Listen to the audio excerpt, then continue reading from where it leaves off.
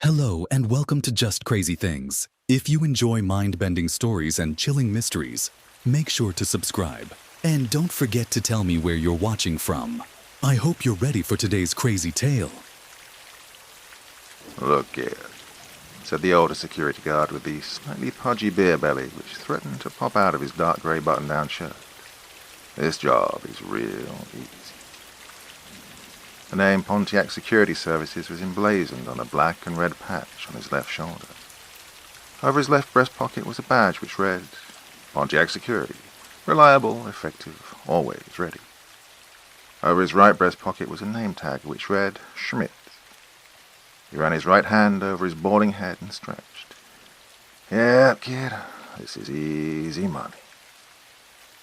Another security officer sat on a well-padded chair staring at a huge black wraparound desk which faced a grey painted wall that mounted banks of CCTV monitors. Each monitor was labelled with a white number from 1 to 46, and each showed various locations of the surrounding building and grounds. Bradford Kiefer Shaw, the other security officer, nodded slightly as he took in the panorama of monitors and locations. At 24, Bradford was much younger than the veteran security officer, lean, with curly reddish-brown hair indicative of his Scottish heritage. The security office was 15 feet by 35 feet, a large office for a single person, but that was necessary because of the banks of monitors which lined the walls, and although the security office had no windows, it was well lit.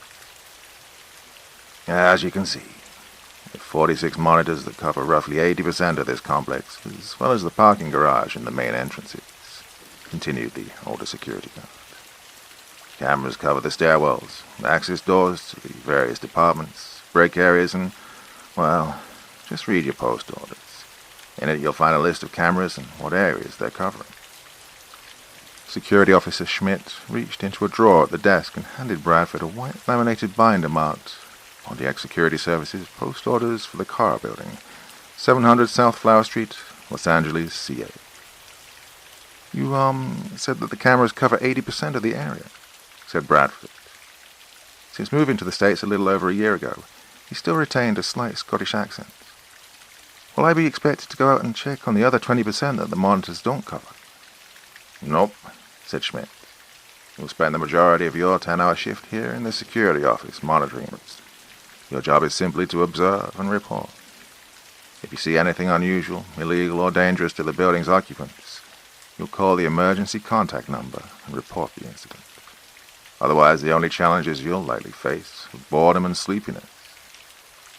Schmidt checked his watch. He was coming to the end of his shift, and this new kid seemed bright enough. He'd be fine on his own for the first night, with just a brief orientation. The room next to the security office is one of the break rooms. There's actually 3 on this floor. They've refrigerated drinks, snacks, and microwavable meals. Well, feel free to get yourself an energy drink if you need to. Just, for goodness sakes, don't fall asleep. And if you do, don't get caught. Most of the day shift people usually leave at around 6 p.m. Skeleton crew might work a little overtime, but all of the office workers need to be out by 9 p.m. It's pretty much a ghost town during that time, and emptier after that. Well, do you have any questions? Bradford flipped over the first few pages of his post orders, eager to familiarize himself with his duties in his new surroundings. "No, I should be good. Stay in the security office, monitor the cameras, report any suspicions or dangerous activities to the emergency contact number, and don't fall asleep." "Yep," said Schmidt. "Oh, a couple more things before I forget. Cleaning crew comes in at around 6 tonight. Usually 4 of them, all Mexicans, and they're usually done by 9. Keep an eye on them when they go through the office cubicle spaces, because, well, we don't want any of the employees complaining that their stuff went missing when they arrive to work in the morning." "Okay," replied Bradford. "Seriously," said Schmidt. "Old bloody Ned got fired because 6 computer monitors and a bunch of laptops came up missing. Turns out people from the last cleaning company had snatched them up from one of the training classrooms. The cleaning company was run by a bunch of people from Albania. Anyway, we found out old bloody Ned was asleep at his post, so he was booted from Pontiac Security. Ah, I see, said Bradford. Also, before you clock out when your shift ends, you need to take the video recording disc out of the mainframe and replace it with a blank one. Schmidt pointed at another black table to the left of the main desk where the computer tower sat that held the discs which recorded everything the cameras monitored. After every shift, we need to replace the DVR recording disc with a blank one.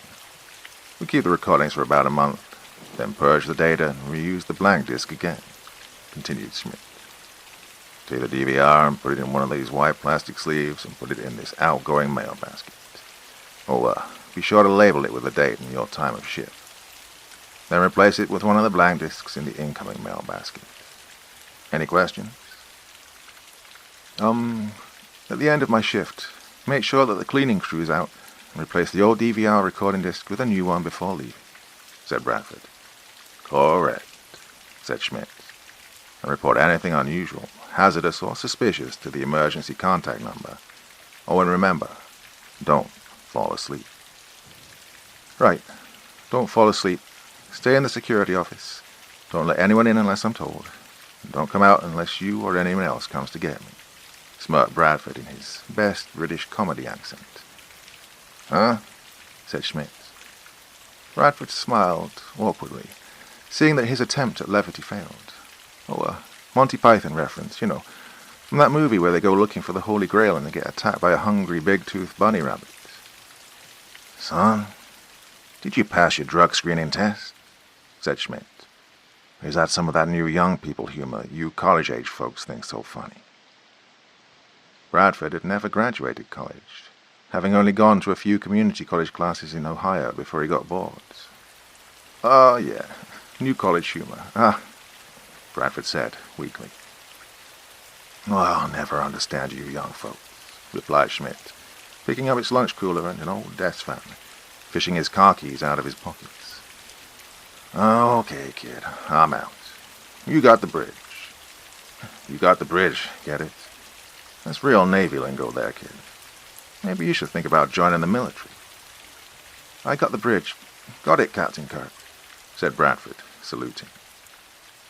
Schmidt wiped his access card at the reader next to the windowless double doors leading into the security room. It beeped softly before unlocking, and Schmidt stepped out, mumbling something about back in the day when men were men and girls were girls. Commies were the bad guys, John Wayne was the good guy, and real cowboys were real. Bradford decided that he liked old Officer Schmidt.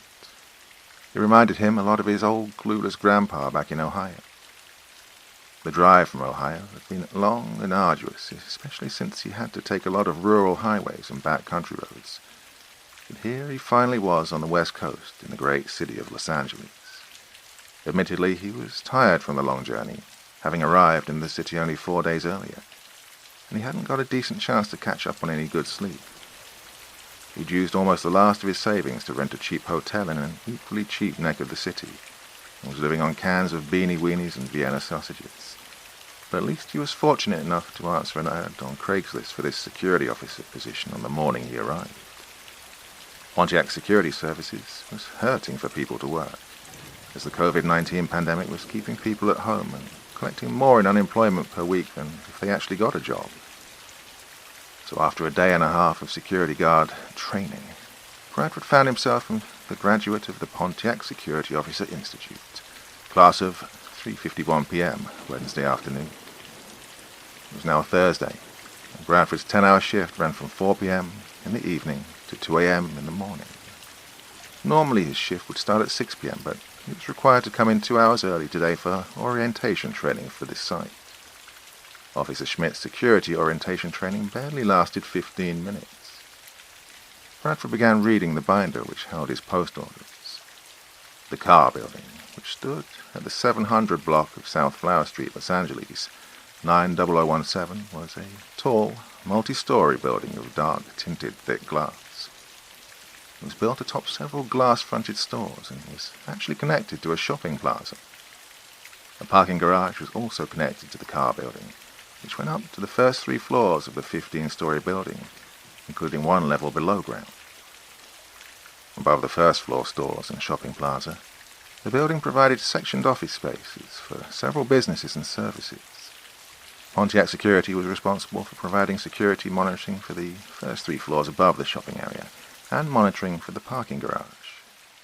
The first floor above the shops consisted mostly of maintenance rooms, stockroom, and storage areas for the shops below. The second floor consisted of legal offices, accounting firms, travel offices, and a few medical practice services as well.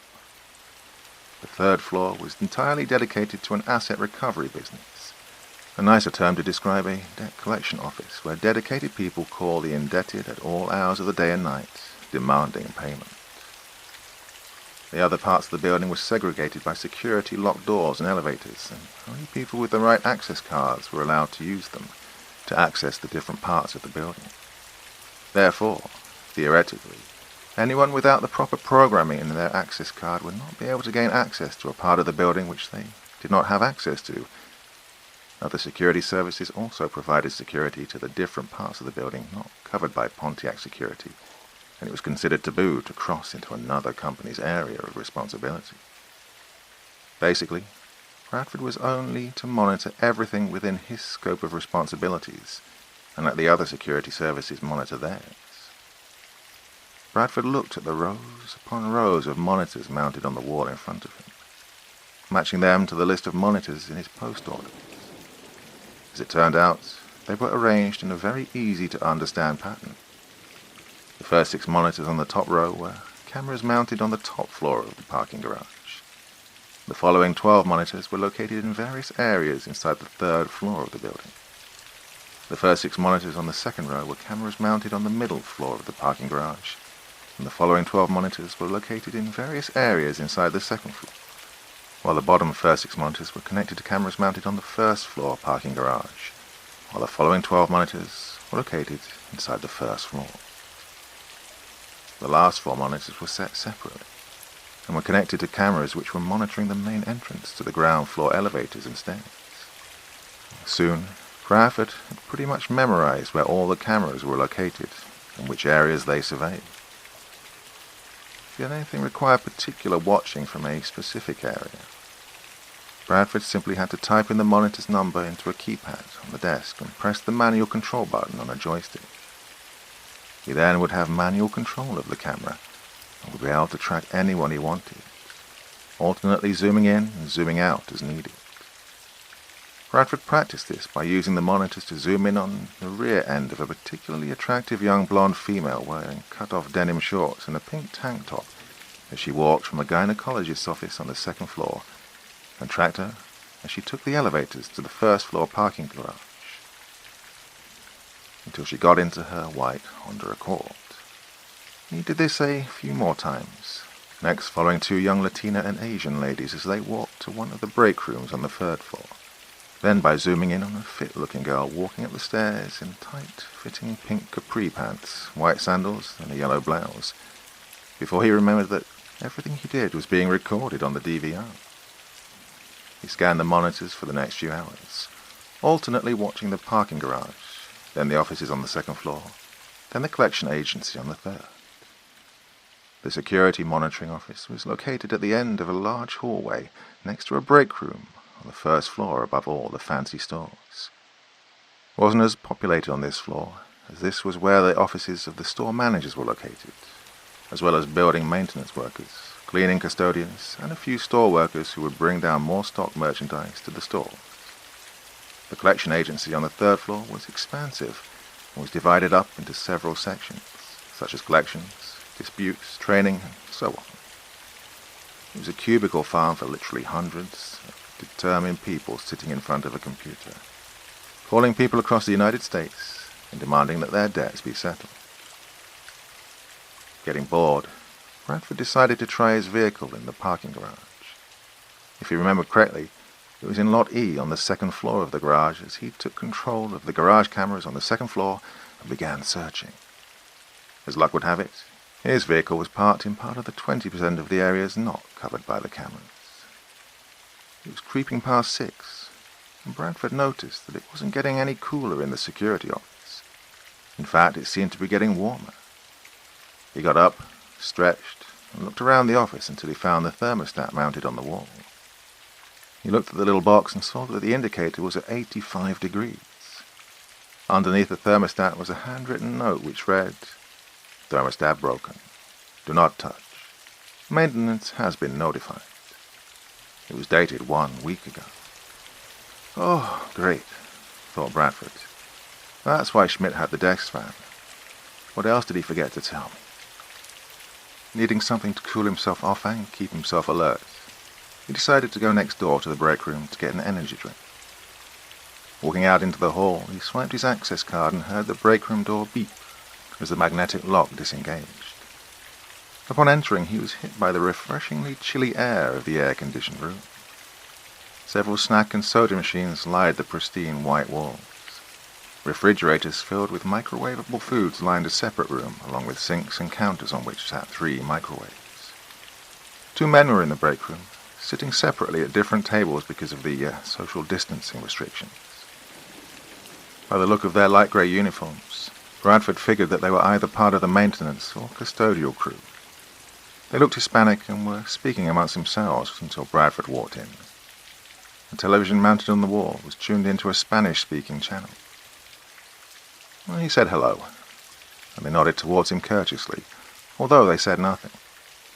Bradford, somewhat self-consciously, walked towards an ice-cold soda machine, looking for an energy drink, and was surprised to find that the cheapest caffeinated drink in the machine cost $3, with the energy drink he was looking for costing even more. He reached into his pockets and pulled out 2 crumpled $1 bills and 86 cents. "Things are a little bit more expensive here, they say," said a young Latino male seated at the table, smiling. The name embroidered on his shirt said Carlo. Bradford smiled back, wondering what it was about him that gave it away that he wasn't a native of L.A. "The cup and ice water are free, I say," said an older Latino man, pointing at the separate room with the refrigerators of pre-packaged meals and microwaves. Manuel was the name embroidered on his shirt. "Oh, thank you," said Bradford, sheepishly walking into the next room. Sure enough, there were plastic cups resting inside a cup dispenser next to an ice maker and a water machine. Taking a cup and filling it with iced water, he downed it quickly, feeling a little bit refreshed. He drank another cupful, then, filling the cup one more time, he walked out. By then, the workers were walking out of the door, and Bradford followed them out. Turning left, he walked back to the security office, swiping his badge and entering. There was no window to the outside to open, and the air was beginning to get stifling. Thinking that it really wouldn't hurt anything, Bradford decided to take one of the rolling chairs in the office and used it to prop open the door. The cooler air from the hallway would help circulate the warmer, staler air in the room, and there was a camera monitoring this hallway to alert him if anyone else was approaching. Besides, it was nearly 8 p.m., and just like Schmidt said, the building had rapidly turned into a ghost town.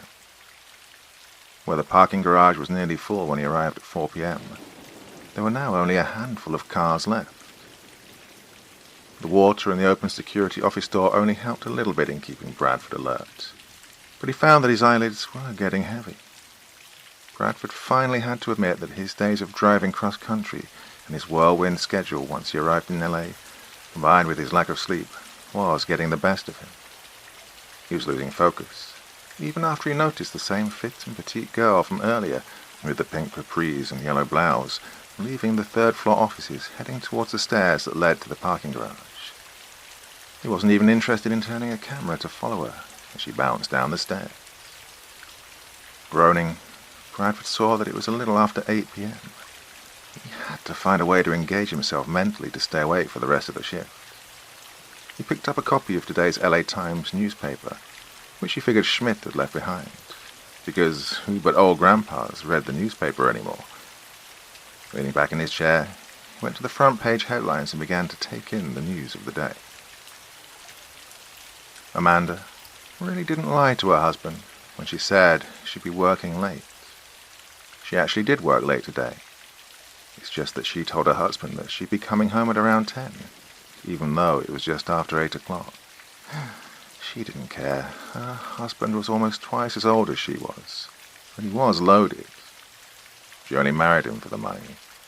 He knew it too, and it benefited him to have a pretty trophy wife when he had to go to his stuffy get-togethers with other old rich guys, with their pretty young trophy wives. Besides, he was almost never in the mood to satisfy her, and Danny, the intern at the lawn firm downstairs, was a sexual tyrannosaur. Skipping down the stairs, she emerged on the second deck of the parking garage. As she figured, the garage was nearly empty, and her sandals clicked and echoed as she made her way to a parking spot which she knew, from experience, was not covered by the prying eyes of a security camera. Her husband had recently bought her an SUV, one of those nice ones with the big, spacious back seats, and even had the windows tinted. It was used, but only a couple of years old. She turned a corner, walking past a concrete post, and paused. An ugly pale blue and rust-coloured van had parked next to her SUV. She thought. Probably one of the Mexican cleaning crew's shitmobiles. Now, usually they'd park their vehicles closer to the entrance of the building, but thinking that the vehicle might be an added wall to shield from prying eyes, Amanda pressed the button on her key fob, which unlocked the doors. She couldn't wait until later. She wanted it now, and then later after dinner with Danny, maybe after that as well. Instead of climbing into the driver's seat, Amanda opened the rear door of her SUV and took a seat, quickly undid the buttons of her blouse and unbuttoned the buttons of her capris. She didn't want any clothing restrictions when Danny finally came down to ravage her. She reached behind her, pushing her hands underneath her blouse to unhook her bra, when a dark shadow loomed up over the shit van that had parked next to her SUV. Amanda looked up from the back seat, too terrified to scream. "Damn it, honey. When do you get off my back?" The elevator doors closed behind a well-dressed young man wearing wire-rimmed glasses. He didn't need the glasses to see, but it made him look more sophisticated when he worked with the lawyers at the firm of Fagus, Womack & Klein as a legal assistant. "I'm not going to have this conversation with you. When I say I'm working late at the firm, I'm damn well working late. I'm not cheating on you." He threw his blue jacket over his shoulder and loosened his tie. "Look, honey," Danny continued, "I'm working my ass off here, trying to make a name for myself and provide for your future and the kids. How do you repay me? You repay me by accusing me of cheating on you." "Of course I'm cheating on you, you fat cow," thought Danny. "You haven't been the same since the twins were born. Always complaining and nagging and getting on my back for every little damn thing. And you never lost that pregnancy weight. It's been like 1 year since the twins were born, and you haven't lost any of the 20 pounds you gained. Hell, you actually added weight, and you've never been in the mood. Of course I need a chick who can satisfy me. This young prince has got needs." Well, he wanted to say these things into the phone, but he held his tongue. It wasn't his fault that he was a virile stud that was going places while his wife was as listless in bed as a wet sock. He hurried down the hallway to the stairs which led to the parking garage. When Amanda wanted it, she didn't have time to waste taking off clothes. He looked down at his watch, and seeing it was past 8 o'clock, Danny picked up the pace. "No, honey, I don't have time to talk," continued Danny. "Why am I breathing so hard? 'Cause you're strangling me, that's why. Is that the babies I hear crying? Why don't you spend some time taking care of the babies instead of nagging me to death? Maybe then I'll have the time to come home." Danny hung up abruptly and shut off the phone in case that fat cow called back. He was out of the door and walked fast across the parking garage towards that familiar parking space, an excitement growing in the front of his trousers as he imagined. Amanda waiting in the back seat for him. Danny turned the corner of the concrete pillar which blocked the view of the camera monitor to that particular back corner of the parking garage. An ugly, windowless, rusty blue panel van was parked next to Amanda's SUV, looking like the vehicular version of the beast next to the beauty. Amanda's soft, white, supple legs stuck out from the back seat towards the van, one of her white sandals already on the floor. Looking around to make sure no one was watching, Danny hustled over to the back seat of the SUV, unbuckling his trousers as he went. Amanda was ready to go tonight. Eagerly glancing down into the back seat, Danny suddenly shrieked. Amanda was lying in the back seat as he'd expected. but her right arm and head were completely missing. Danny's trousers fell to his ankles as he stood frozen, looking at the decapitated corpse. All of a sudden, a low growl and the thud of heavy footsteps coming from behind him caused Danny to slowly turn around. He closed his eyes, not wanting to see what was slowly stalking behind him. When he opened his eyes, he shrieked again, ignoring the warm sensation of urine running down his legs. Abruptly, he turned and attempted to run back towards the entrance of the building, nearly tripping from his pants being around his ankles. He pulled them halfway up to his knees, turned to see if he was being followed, and then shrieked again. Trying to pull his pants up with one hand, he turned the corner around the concrete pillar and began waving frantically at the video camera with the other hand. Hobbling for everything he was worth, Danny successfully reached the doors which led back into the building, but ran face first into the glass, creating a loud clanging noise which echoed across the parking garage. Suddenly remembering that the sliding glass doors automatically lock at 8 p.m., he waved both hands over his head at the security video camera mounted on the ceiling just inside the doors, before finally remembering that employees could get in after hours by using their access cards. Desperately, he reached down into his pants, which were still wrapped around his feet, and fished around in his pockets for his access cards. Suppressing a yelp of victory, he ripped the card out of his pocket and swiped it over the pad. The door swung open and Danny heaved himself inside just as his world went black. The last thing he heard was the crunch of his own rib cage and shoulder blades. Metal buckled and glass shattered as something big and black entered the building. In the section of the second floor which led to the law offices of Vegas, Womack and Klein, two men stood facing each other across an ornately carved oaken desk. Lining the walls of the dim room were oaken shelves, similarly carved as the oaken desk and filled with various legal and criminal justice books. A lamp in the desk was the only light, casting harsh shadows around it. A tall, slender elderly man wearing a tan suit pushed 4 small rectangular packages wrapped in thick plastic towards a smaller man wearing a light grey jumper uniform of the cleaning staff. The smaller man picked up one of the packages, eyeing it nervously. It weighed about 1 pound, or a little less than half a kilo. "And this will be the last time, Senor Fagus," said the man in the cleaning uniform. "This will be the last time, you promise?" Louis J. Fagus, senior partner of the law firm Fagus, Womack and Klein, narrowed eyes filled with contempt at the little Hispanic night laborer standing in front of his desk. However, when Fagus spoke, it was with the same conviction in his voice that swayed many a split jury to acquit an obviously guilty defendant and set them free.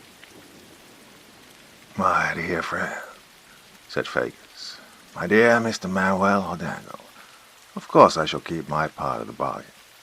I know the struggles which your family have had to face, and I'm not going to insult you by saying I understand the financial hardships which you face. But I will tell you that I am here to help." Fagus leaned in closer. "You just do this one last thing. You just take those small packages to our MS-30 and friends down at the Redondo Beach Pier, and I'll do my part. I'll talk to some of my friends at the DA and file some motions with a few immigration and naturalization court judges that I usually play golf with. And trust me, Mr. O'Dango, you'll be reunited with your grandchildren soon." O'Dango nodded doubtfully. But what choice did he have? When his daughter and her children tried to cross the border into Southern California, she was taken by human traffickers, forced into drug addiction, and had been sold into prostitution. Thankfully, O'Dango's 4 grandchildren were rescued by the U.S. Border Patrol and CPS, but were now living in the confusing and frustrating red tape limbo that is the United States immigration system.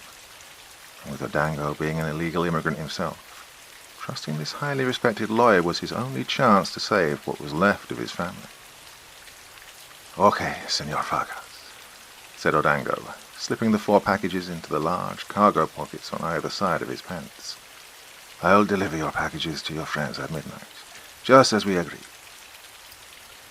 Fagus smiled and nodded, lifting his hand and gesturing towards the door.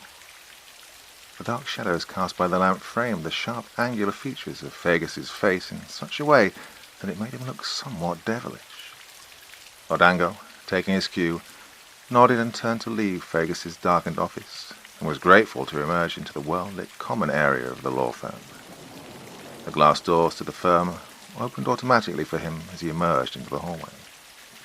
Fagus didn't trust maglock doors, and preferred to lock the doors using old-fashioned lock and keys.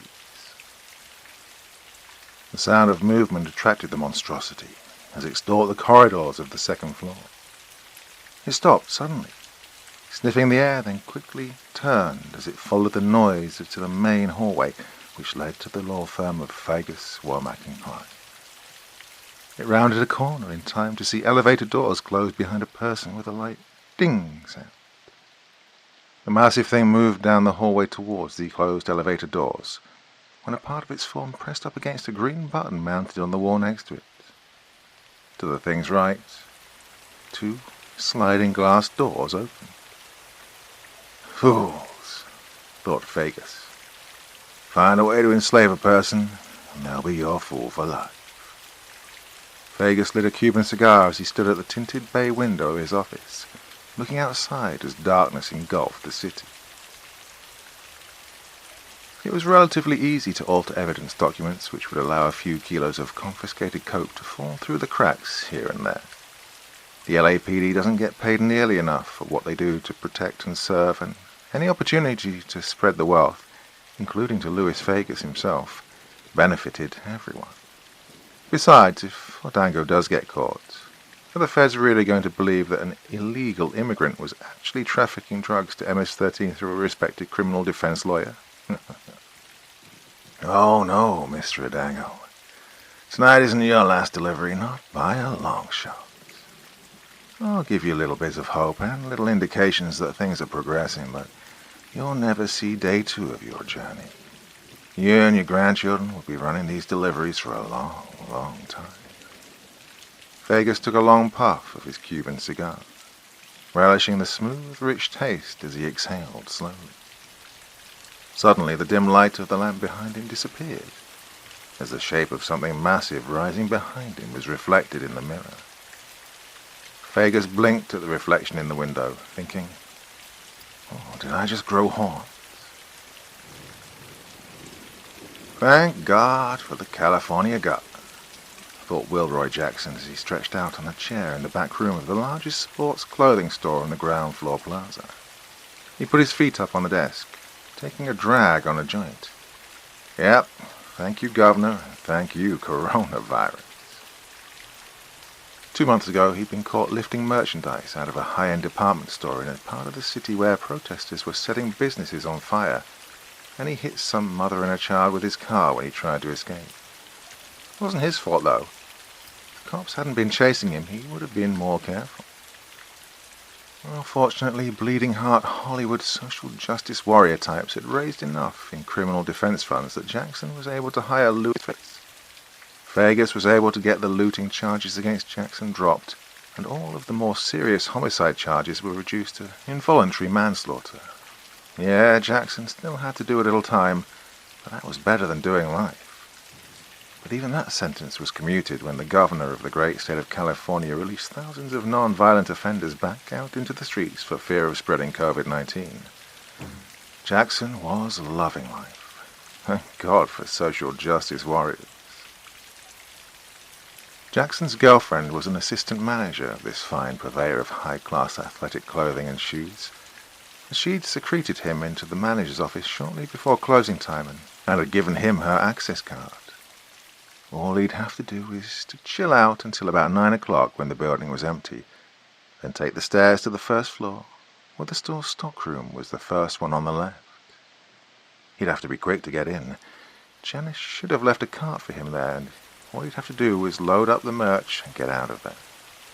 The only danger was that the security room was on the other end of the same corridor, but if the guard was actually awake and paying attention, Jackson would be out in the back long before some dumbass low-end rent-a-cop could stop him. Chaz was a bleach-blonde young man working at the third-floor debt collection company. He was relatively new, having only been hired 6 months ago, but he'd already won 2 monthly cash awards for collecting the most money for 2 of the 6 months he'd worked for the Domestic Economic Management Solutions Company, or DEMS for short. On his 2nd month with the company, he recovered over $42,000, and on his 5th month, he'd recovered nearly $53,000. Chaz decided to work a little late tonight, as the end of the month was only a week away and he was in the running to win the monthly cash award again for the DEMS. The only way to get ahead in the DEMS employ was to successfully redistribute that wealth, and Chaz was quickly proving that he represented the best that the DEMS had to offer. He was now alone in the cubicle city, which, during normal business hours, employed hundreds of debt collectors. Rosa and Rita, the young twin Latina cleaning crew girls, came into the large office, lugging behind them vacuums in a cleaning cart. Chaz gave them a friendly wave and a big smile. "Working late again tonight, Senor Chaz?" said Rosa or Rita. Chaz could never tell them apart. Of course, ladies," he said. "Gotta make that money." He then turned his attention back to the computer inside his cubicle, speaking into his headset. "Look, Mr. Wallace, you already told me that your business was set on fire during the peaceful protests, and the bank is going to foreclose on your home. That has nothing to do with me. Your first priority is to pay off your debts. How hard is that to understand?" While MS-13 was one of the largest, if not the largest, Hispanic drug cartels operating in Los Angeles, they were far from the only one. There were others, like the Los Zetas. Carlo hid just inside the stairwell on the 2nd floor, waiting for Manuel to finish cleaning the offices in the law firm. It took Carlo a few minutes to figure it out, but somehow old, innocent, hard-working Manuel was employed as a mule for MS-13, dropping off kilos of coke, usually at the piers or dockside. Carlo didn't know where old Manuel was getting his stuff, but he knew that if he could intercept Manuel and take his stuff before he made another drop, Carlo would make a name for himself with Los Zetas. Carlo peeked around the corner of the stairwell, watching Manuel pass the glass door towards the elevator. He'd give Manuel a few minutes to get to the parking garage, and then Carlo would follow. After a few minutes, Carlo opened the door and stepped into the hallway, looking towards the elevators to his right. Suddenly a loud crash caused him to jerk his head to the left. A tall, pale, elderly white man wearing a tan suit was thrown through the glass doors of the law firm. His body flew across the hallway and slammed against the reinforced windows which overlooked the plaza. The body slumped down on the ground, but to Carlo's horror, the elderly man got to his knees, clutching a hole in his abdomen where his guts used to be. The man reached forwards towards Carlo, with bloody hands and bleeding eyes before slumping down, unmoving in a puddle of his own gore. Carlo bit down on his fist, too shocked to move, when something emerged from the law offices. It regarded the dead Fagus lying on the hallway floor, and then suddenly looked up, noticing Carlo. Carlo gasped, and then turned, running towards the elevator doors. Hearing the thuds of heavy steps looming closely behind him, Carlo ignored the elevators and instead ran down the hallway, taking a quick right and running past the gynecologist office to a set of double doors on the left.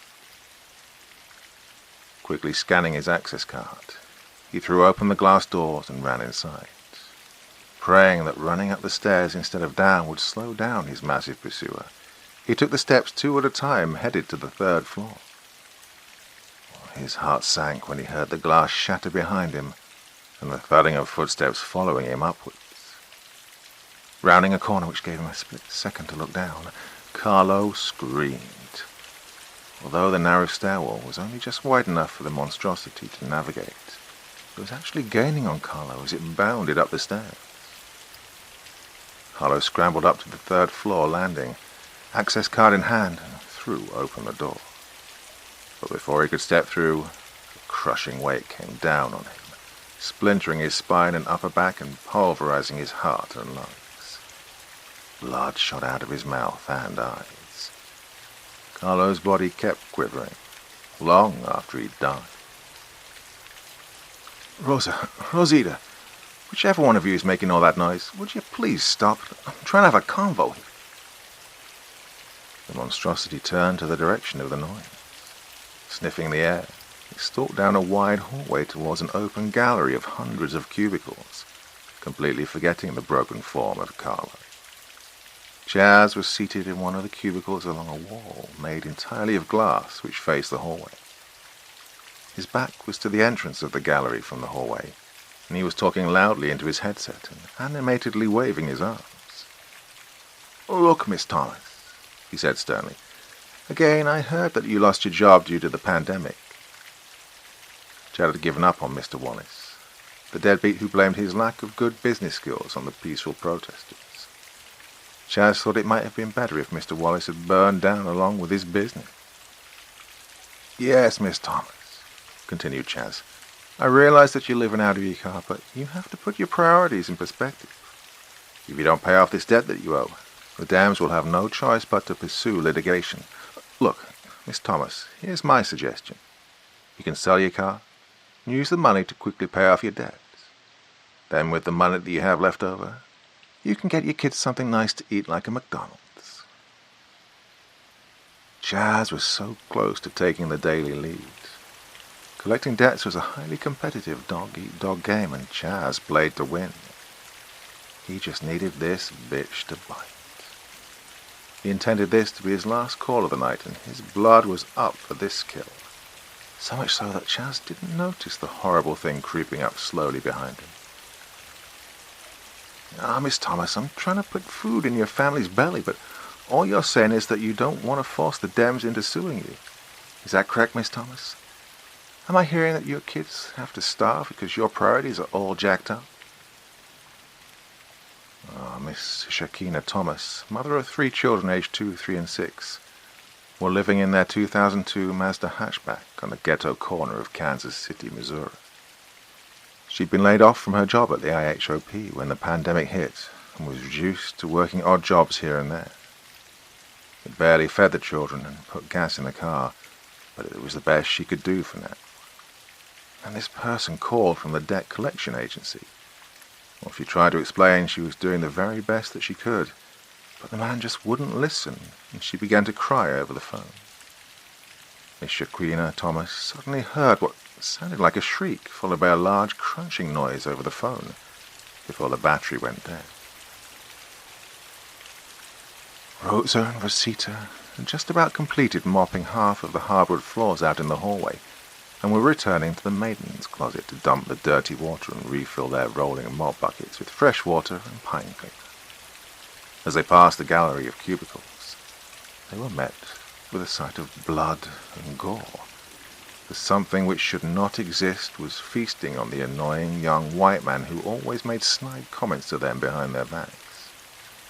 Either Rosa or Rita screamed. Chaz would never have known which, and the horror looked up. In 2 bounds it crashed into the glass wall which divided the gallery from the hallway, but the reinforced glass held. Rosa and Rita abandoned their mop buckets and raced down the hallway as the monstrosity launched itself at the cracked glass again. Turning right at the end of the hallway, Rosa and Rita screamed as they saw the smashed shell of what was left of their co-worker Carlo blocking the stairwell going down. They screamed again as they heard the glass partition behind them shatter, followed by thudding feet following close behind. Running halfway down the hallway, Rita stopped at the elevators, frantically pressing the down button. The monstrosity turned the corner just as the elevator doors opened. Rita pushed Rosa inside the elevator, then jumped in herself just as the black monstrosity leapt. Rita was screaming, frantically pushing the door close button, but the doors were slow to respond as the thing crouched outside and made to burst into the cramped elevator space. Suddenly, Rosa and Rita each pulled out a small .380 handgun from holsters which were strapped around their ankles underneath their grey work pants and began firing at the horror just outside the doors. As the doors finally started to close and the elevator began to descend, the twin Mexican cleaning girls yelled at their tormentor, "Los Zetas, bitches." though confused at what had just occurred, as it wasn't used to prey escaping. The monstrosity sniffed the air around the elevator doors, then turned to the stairwell, once again stomping on poor Carlo's body as it passed. The unearthly hunter bounded down the steps, eager to catch up to its prey. Wilroy Jackson checked his watch and, seeing it was past 9 o'clock, knew that it was time to get the show on the road. Using the pass card that his girlfriend had given him, he opened the door to the back room which led to the private stairs up to the first floor. Once there, he peeked out the window of the door to make sure that the coast was clear. Then he looked up to the ceiling and spotted the surveillance camera. Jackson had dressed all in white. White sweats, white hoodie, white sneakers, and white gloves. When he saw that the coast was clear, he put on a white mask and pulled the hoodie over his head. This wasn't Jackson's first rodeo, and he knew that it was difficult to identify suspects who dressed head to foot in white, especially with the low-resolution cameras which most security companies use. In less than 3 seconds, Jackson was out the stairwell door, turned right, swiped the access card, and was inside the treasure room that was the storage room of the sporting goods store. As promised, Jessica had left a pushcart for him just inside the door, which he immediately began to stack with boxes of Air Jordans, Nike Air, and Adidas sneakers, each pair of sneakers costing several $1,000s each. In less than a minute, Jackson had about 20 pairs of sneakers stuffed into the sturdy plastic cart, and soon he burst out of the storage room. Pushing the cart in front of him, Jackson turned left and raced down the hallway. If the security guard was on his game, Jackson figured that he had a 1-minute head start on the rent-a-car. At the end of the corridor, he pushed the cart to the right and continued down the adjoining corner, running past the maintenance closet, the water meter regulator closet, an electrical room, and another stock storeroom. He just had to get past the break room and the stairs on the right and reach the service door at the end of the corridor on the left, which led to the parking garage. Once outside, all he'd have to do is take an immediate right and squeeze himself and the cart between a retaining wall and a concrete pillar and push out from behind the bushes surrounding the first-level garage area, which then led to the sidewalk with Flower Street on his right. Just up the street, Jessica had parked the van, which they'd stolen to make their escape south to get on the Christopher Columbus Transcontinental Highway and freedom. Jackson had just passed the break room. The door to the parking garage was just 20 feet to his left when the stairwell doors to his right exploded outwards. Jackson was thrown against the wall opposite, along with about $100,000 worth of high-end sneakers. He slumped to the ground, and before he could recover from the shock, felt an incredible pain below his waist, accompanied by a loud crunching sound. Confused, Jackson turned over and pulled himself as far along the ground as his arms could take him, wondering why his legs weren't working. He died, not realizing the entire lower half of his body was missing. The thing bowed its head, nudging the corpse and sniffing. Suddenly, lifting its head, it froze. It took a deep breath, then jerked around and raced down in the direction that Jackson had come from. The horror turned the corner and stopped as it began to stalk the corridor past the break room to its left. Near the end of the corridor, the thing saw a door that was propped open by a sliding chair. What? Bradford awoke with a start, momentarily confused as his world was covered by a suffocating filter of haze grey. He reached up and pulled Schmidt's newspaper away from his face as he stood up abruptly. He looked at the clock on the wall, showing that it was past 9 o'clock. He'd been asleep for over an hour. He cursed, trying to calm himself down. What could have happened in an hour?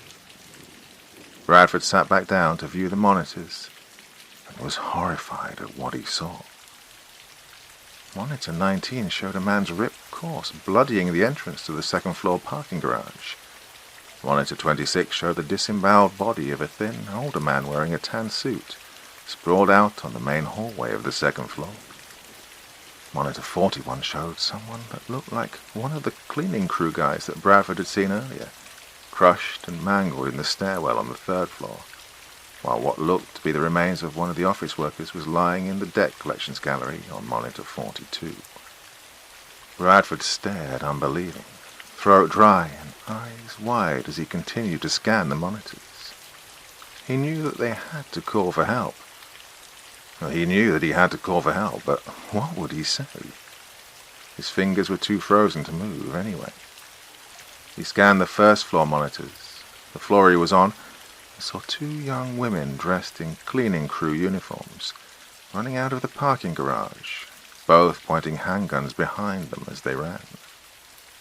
Panning to monitor 42, Bradford gulped dryly as he saw the gory, half-eaten body of a young man lying in the hallway, surrounded by piles of bloody sneakers. Wait, that was just around the corner. Oh my God, that means that... A hot breath enveloped Bradford from behind, followed by the stench of blood and uncooked flesh. Bradford turned on his chair and came face to face with a terrifying beast of nightmares. The thing stood over him, with a mask like that of a bull, only much larger. It stood on four legs, with its muscular front legs standing 7 feet high at the muscular shoulders and ending in massive paws at least 1.5 feet across. Its shoulders were as wide as its legs, at least 7 feet across, and it supported a head that seemed almost too big for the rest of its body.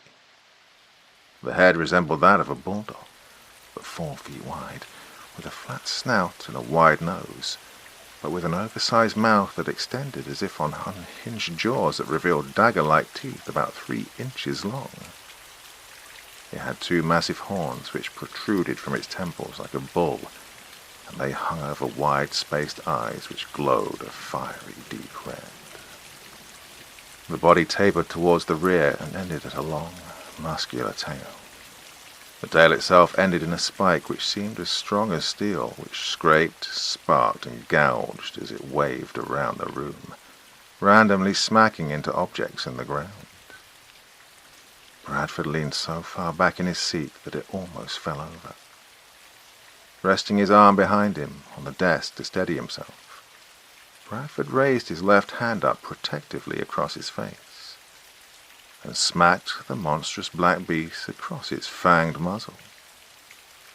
The beast yelped in surprise and then turned, fleeing towards the far corner of the room with its tail between its legs. Reaching the corner, the beast turned, faced Bradford, and flopped down on the floor, plopping its massive horned head down and covering it with both of its massive front legs. Its flaming red eyes peered out from underneath its paws, whimpering pitifully. "Ugh, muffins!" yelled Bradford, standing up and pointing an accusing finger at the hellish beast. "What did you do?" The beast yelped again and covered its eyes as Bradford stormed over to it. The beast kicked its rear legs, trying to back its rear end further into the corner, as if trying to make itself as small and inconspicuous as possible. Still hiding its head under its paws, the beast shivered as it panted and licked its mouth. Bradford stared down at his poor little friend, hunkered in the corner, all shaking and confused. Oh, he tried to be angry, but how could he be angry at the little girl? She was just a pup, for goodness sake, and hellhounds are known to be especially hungry when they're growing pups. Bradford thought back to the cross-country journey which eventually led him here to Los Angeles. He picked up his pale blue, windowless panel van from New Jersey, from where he began his drive to his grandparents' farm in Ohio. It had cost him a pretty penny to ship it from Scotland, and he'd managed to get a flat tire somewhere in Pennsylvania in the middle of the night. While he was changing to the spare, Muffins somehow got out of the van and ended up in a restricted U.S. Army training area where the military were conducting some kind of nighttime land navigation for cavalry scout trainings. Fortunately, Bradford was able to attract Muffins back to the van before she ate one of the soldiers, although the local papers did print a short blurb about one of the Army Scout trainees being tracked by a Bigfoot. A Bigfoot? Really? That Muffins had been known to get up on her hind legs to sniff around. No one could mistake her for a Bigfoot. Bradford laughed when he read the story at a local garage where he got his tire replaced. If Muffins really wanted to eat that soldier, she would have found him. What a big mess that would have been. Once in Ohio, Bradford stayed for about a year with his grandfather and grandmother on their farm in Jefferson. It was one of those communities where most of your neighbors were farmers and homesteads were separated by vast tracts of rolling foothills. Bradford's grandparents owned a large enough farm and had an expensive enough plot of land in their rural and quaint farming community that a neighbor missing an occasional chicken or goat or hunting dog didn't raise much of a concern. Muffins was practically just a newborn back then, and she only stood as tall as a Great Dane. Plus, her coat was still a pale grey with streaks of darker grey along her flanks, instead of the pitch-black fur that it is today. It wasn't until a few weeks ago, when the remains of the runaway Smith girl was found on the outskirts of his grandparents' property, that they got suspicious. The Smith girl went to the Jefferson area high school, and her parents had grounded her when they found out she was dating the Schumann boy. She ran away 2 weeks ago, and her bloodied clothing and shoes was all that were found on a lonely stretch of road which ran parallel to the eastern boundary of Grandpa's land, which led to Mill Creek. Soon after the police investigators had left, Bradford's grandpa began asking questions which Bradford had no good answers for. Why hadn't they seen Scooter, their pet basset hound, for the past week? Why were the cows and pigs going missing at their neighbor Winslet's farm? Most of all, after only a year of living on the farm, why was Bradford's dog so big that it was now a full 2 heads taller than Molasses, Grandpa's Ohio State Fair Blue Ribbon Award-winning giant steer? And what were those 2 pointy things growing out of Muffin's forehead anyway? Bradford thought he was doing his grandparents a favor by releasing Muffin at night to hunt beyond the boundaries of their farmland, but apparently that would not be a viable solution anymore. That night, Bradford went to the ATM in town and cleared out his bank account.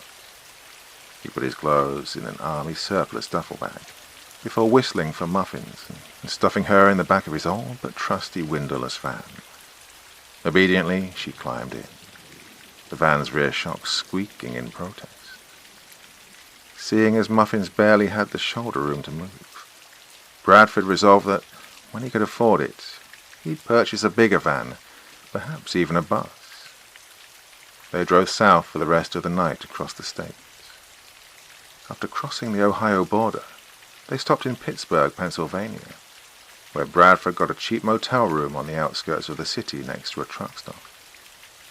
The taste of the skinny, crack-addicted prostitute that Bradford picked up at the truck stop didn't agree with Muffins, and she spit out the body parts, licking her butt to get rid of the poison taste. Muffins gave Bradford an annoyed look, but he just held up his hands and shrugged. They left Pittsburgh right before evening and continued driving south, and the unfortunate residents of a mobile home located on a lonely stretch of land in the mountains satisfied Muffins for a while as they crossed into West Virginia. They'd travel south through Skyline Drive and the Shenandoah Valley, where Bradford allowed Muffins to get out and stretch her legs. Only a lone camper went missing that weekend, who probably wouldn't be found for a long time after Bradford and Muffins had left West Virginia. Westwards they drove, through Kentucky, southern Illinois, and Missouri, Bradford avoiding as many of the major populated towns and cities as he could. In Kansas, Muffins managed to wrangle down a heifer on a lonely field in the middle of the night. She didn't eat again until Utah, when early one morning Bradford happened to spy a portly, middle-aged fisherman pushing a small boat out into the Provo River for a little pre-dawn fishing. Well, that was, 7 days ago? Bradford put his palm to his face, kicking himself. "Oh, Muffins, I'm sorry. I didn't realize it had been so long since you'd last eaten. No wonder you were so hungry tonight." Muffins tilted her head, staring at Bradford and whimpering. "Come on, girl. Let's get out of here. But first..." Bradford walked to the black table, ejecting all of the DVRs which had been recording the day's events. Muffins eyed him curiously, wondering if she was still in trouble. "Here, go," said Bradford, tossing the DVRs at the hellhound. Muffins leaped up, easily catching the discs in her mouth. She chomped down on them as if they were crunchy doggy treats. Then, with a confused look on her face, spat the broken and chewed plastic pieces out and began licking her butt. Ugh, those tasteless, crunchy treats weren't yummy at all. She looked at Bradford, confused. Bradford picked up the newspaper he was reading earlier, before he dozed off. In bold black letters, the headlines of the Los Angeles Times blazed a story about rioters and looters in Portland, Oregon, who were being snatched up by men wearing uniforms and badges and being dragged into unmarked vans. Bradford smiled down at his security guard uniform and badge. Well, he thought to himself, here's a bunch of folks that no one will miss. Come on, girl, said Bradford, snapping his fingers and whistling. Do you want to go on a road trip? Do you want to go to Portland? Come on, girl. Muffins jumped up and down excitedly, happy that all seemed to have been forgiven. Her mouth flopped open, and her tongue wagged as slobber and spittle flew everywhere. The heavy thuds of her excited bouncing knocked monitors off the walls and toppled computers onto the floor, while her horns accidentally dug huge gouges into the walls. Bradford laughed, grabbing Muffins by her scruff and hugging her, saying, "Who's a good girl, eh? Who's a good girl?"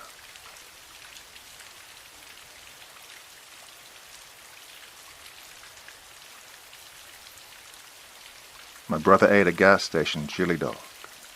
This is what happened to it. The things crawling around in my brother's guts have baffled every doctor we've taken him to.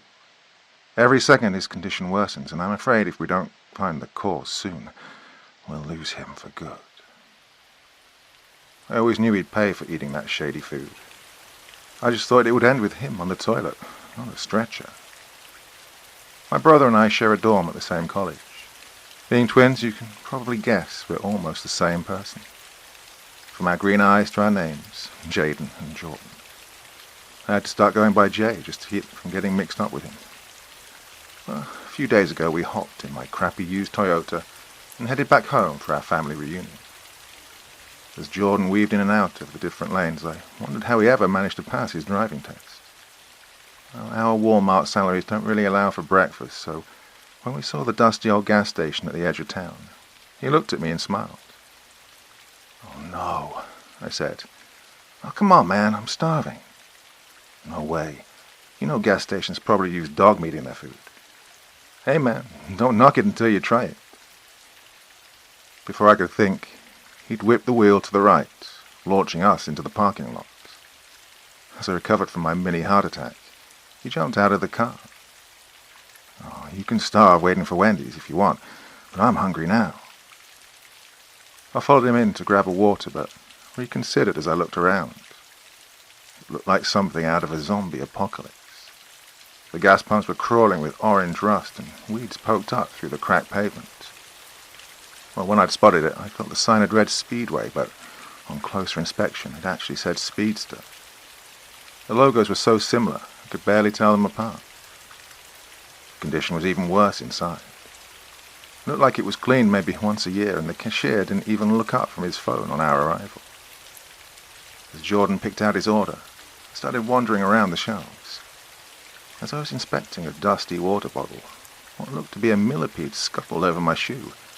I hopped back, disgusted, and set the bottle back down. I went back to the counter, and Jordan was still looking around. Once he decided, he pointed at the menu and made the worst mistake of his life. 5 minutes later, we were back on the road. Jordan sat next to me, pigging out on a greasy chili dog slathered with cheese. A few minutes into his feast, he stopped abruptly. I nodded at the pile of grease and cheese in his hands. "You regret it yet?"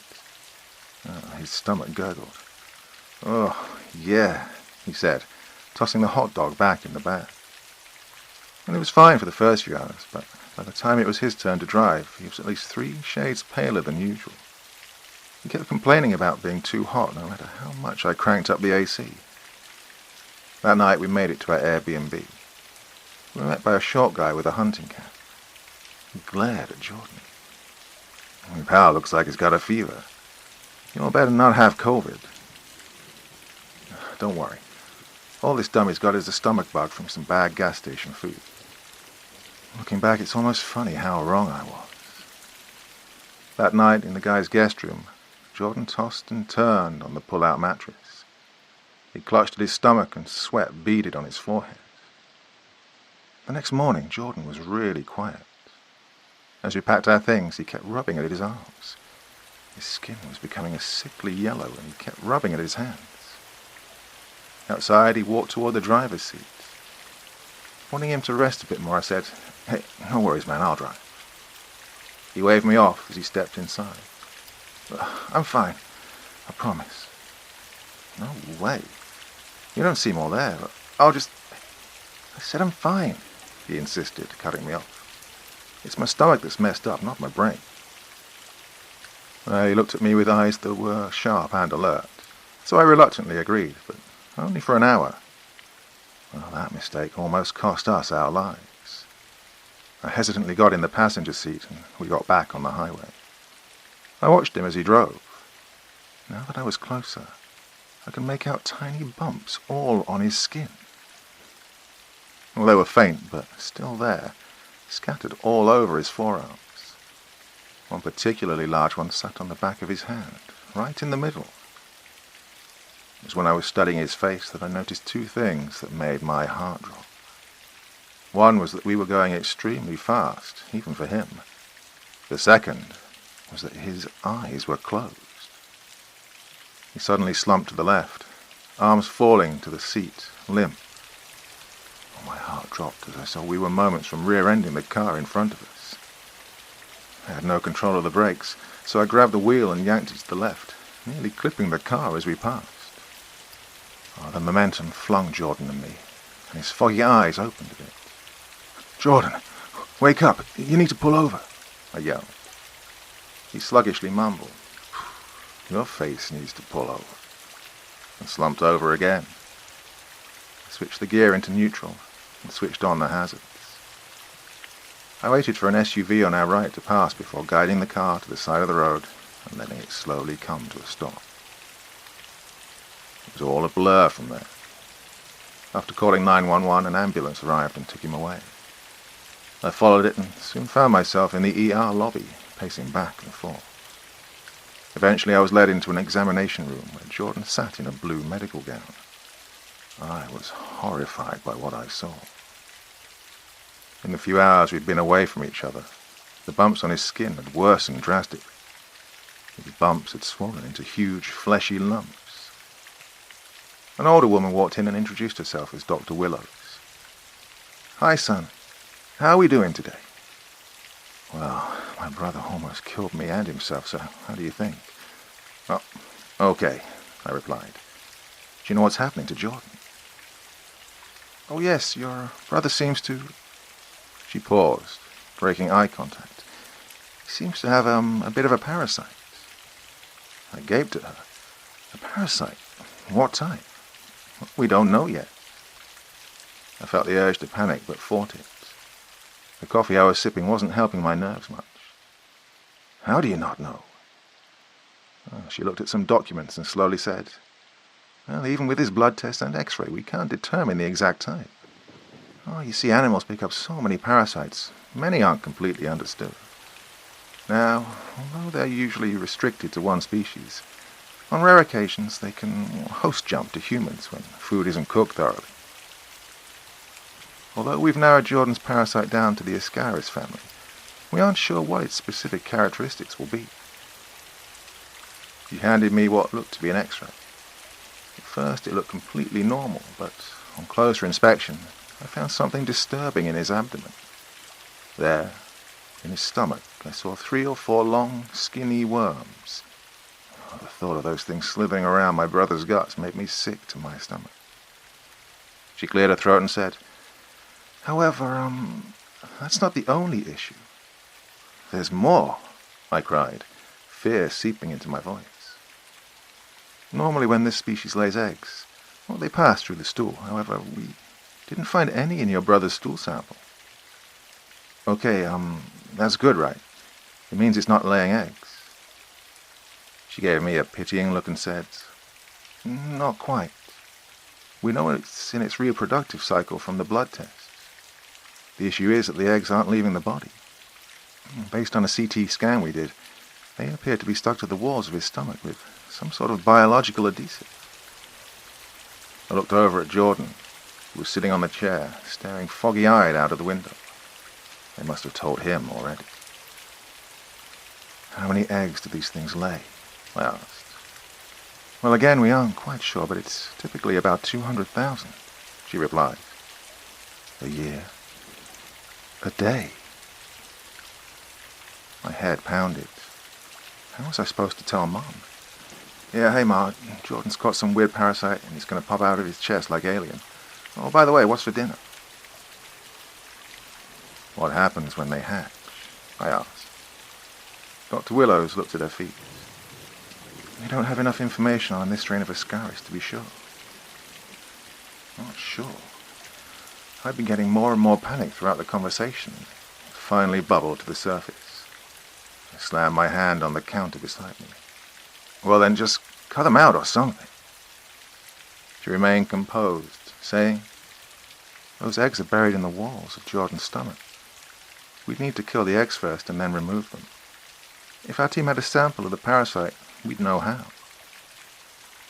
"How long do we have before the eggs hatch?"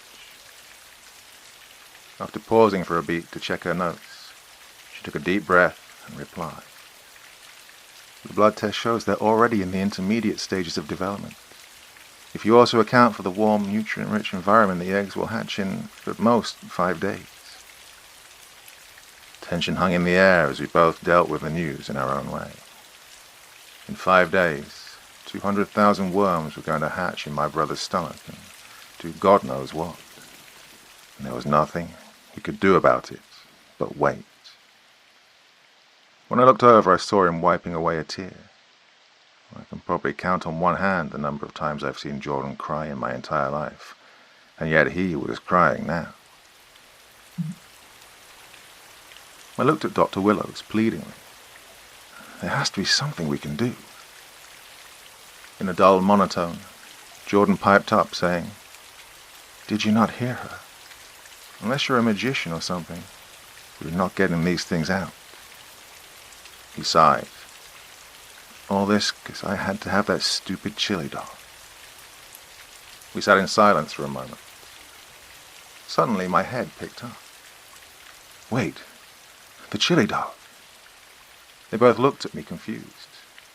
I continued, "You never finished eating the chili dog. It's still in the back seat." "And?" Jordan said. "And it's probably still got the parasite inside. Dr. Willows, if we brought a sample of the parasite to the hospital, would you be able to do the surgery?" Willows' eyes brightened a bit, and she said, "Well, no promises, but yes, if we could determine the exact characteristics of the parasite, we may have a chance at killing it." Jordan turned to me, regaining some of the life in his eyes. "Well, let's go get it," he said, hopping up. We practically ran to the car, people in the lobby giving us bad looks as we did. Once we got there, Jordan threw open the back door seat and started rummaging around. I watched as he did, saying, "I can't wait to figure out what this thing is. Willows is going to be—" "This isn't right," he muttered, cutting me off. Before I could ask what was wrong, he showed me something incredibly strange. The half-eaten chili dog was filled with holes. They were scattered all over the hot dog like Swiss cheese and looked like tiny mole holes. I could tell it had been made by something very small. I told him to scooch over, and soon we were both sitting in the back seat.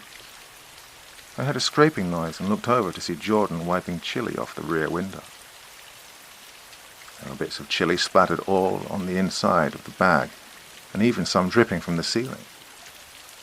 There was even more on the inside of the bag it had been kept in, like something had popped out. I asked Jordan to hold the coffee I'd been drinking, picked up the discarded bag. In one of the chili stains, I noticed a few tiny white balls. I shuddered in disgust as I confirmed my suspicion. They were eggs. Good thing they needed a host to hatch, right? The squeaking from Jordan wiping the rear window was grating my ears, so I told him to knock it off. "What?" he said. "I thought that was you."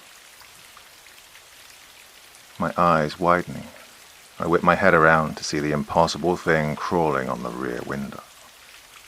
It was white and segmented like a tapeworm that scuttled along the windshield with long, spider-like legs, making that horrible squeaking noise as it did. I opened my mouth to scream, but as I did, it jerked what I assumed to be a head at me and crawled in a spiral pattern. In an instant, it launched itself like a spring at my open mouth, white body squirming in the air. I jerked my head out of the way just as its wriggling white body flew past my face, like a slimy missile. I pushed the car open and stumbled out of it, heart racing. As I slammed the door shut, I saw the worm's body fly at me through the open window. Arms flailing, I tripped backwards over the curb and landed on my back. This time the worm found its target, its sticky body hitting my stomach. Its hundreds of legs scuttled as it crawled toward my face at lightning speed. I smacked it, and it went out of sight. Before I could celebrate, I saw it scuttling up my arm, its arms tickling my skin in the worst way. In an instant, I felt its cold, slimy body on my face. Despite my attempts at holding it back, I let out a scream. Just as the creature was racing towards my open mouth, I heard Jordan's voice cry, "Sorry, bro." Before I knew what was happening, I felt a splash of coffee hit me in the face, spraying the creature off me. Through squinted eyes, I saw Jordan smash the creature to bits. I would have sighed with relief if it didn't feel like my entire face was on fire. The coffee wasn't scalding or anything, but it definitely wasn't cold either. After I'd switched out my soaking shirt for a new one, we showed Dr. Willows what was left of the creature. Unfortunately, Jordan had smashed it to pieces, and it wasn't much use. We tried showing her the eggs, but she said they'd been dead for hours. We were going to need fresher samples. Feeling defeated, I said, "How are we going to find another one?" And that's when Jordan said, "What if we go back to the gas station?" Well, after thinking about it, I remembered the bug that crawled across my shoe back at the gas station and recognized it as one of those creatures. If we could catch one of those things, we could bring it back to Willows. We've already dealt with them once. Sure, we could easily do it again, right? Looks like we've got a new destination. I'm not crazy about going back there and facing those creatures again, but Jordan's only got 4.5 days before the eggs in his stomach start hatching. I plan on letting you all know exactly how it goes down, so keep your eyes peeled. Part 2. The parasite that's been ravaging my brother's body has been getting stronger every second. Every medical textbook says that the symptoms he's experiencing shouldn't even be possible. A lot has happened in these past few days. I'll try to get down as much as I can before I run out of time. I need to go get Jordan out of some serious trouble soon, so I can only write so much. Anyways, after the fight with the creature in my car, Jordan and I crashed at a hotel for the night. "Holy crap, man," I said. "How are we going to catch one of those things?" From his bed, Jordan made a pfft sound. "What are you stressing for? It's just a little bug." "That's easy for you to say. He wasn't trying to crawl down your throat." "Well, that's not the worst place it could have crawled in," he said. I shuddered and said, "Well, we need weapons. Uncle Kevin's got a flamethrower." "Way too overkill. That's like cutting a chicken with a chainsaw." "He's got one of those too." I gave him a look. He shrugged. "Just saying." We spent the next day driving around town looking for the weapons we needed. After quickly realizing that net launchers were a little out of our price range, we wound up at Walmart looking for butterfly nets. Jordan and I were in the kids' toys section when Jordan began acting strangely. His skin was still a pale yellow and the lumps on his skin had grown to the size of pennies. Despite this, his mind didn't seem messed up, or at least not more than usual. He picked up an American Girl doll. Wow, Cindy will love this. I can't wait for us to get to the reunion. I raised an eyebrow at him. What? No, we have to skip it. You know, so we can catch one of those bugs and save you. He turned to me and I realized his right eye was bright red. I could see the network of veins running through its pink, glistening surface. He gave me a confused look and rubbed his right temple. Oh yeah, I guess I forgot. Are you feeling all right, Jordan? I asked him. He slowly shook his head. No, I've been getting headaches all day. This is the worst it's been. It goes away quickly. I just need a few minutes. I sent him to the bathroom to splash some water on his face, even though I knew it wouldn't do anything in the long run. Well, whatever was in his stomach was messing with more than just his skin. I was looking for Tylenol when I noticed two white vans pulling into the parking lot. I watched on as two normal-looking guys walked out. The tall one pointed at something in the parking lot, and I realized it was my Toyota. I started heading for the bathroom so we could get out of Dodge, but I couldn't find the sign for it. I heard footsteps behind me and whipped around, thinking it was Jordan. It wasn't. Not Jordan smiled at me and said, "Hey, buddy. Do you mind if I talk to you for a quick second?" Well, his phrasing made it seem optional, but the golden FBI badge around his neck told me it was not. Of course not. And you are? The guy was tall, but not that tall. His brown hair was formal, but not too formal.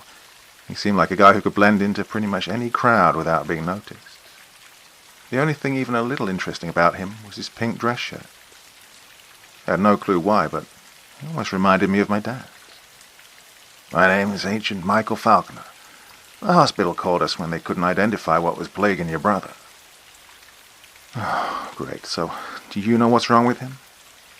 His blue eyes lit up. "Oh, not yet. We just need to collect your brother. We can get started with our tests." I took a step back. Images of Jordan being dissected, flashing through my mind.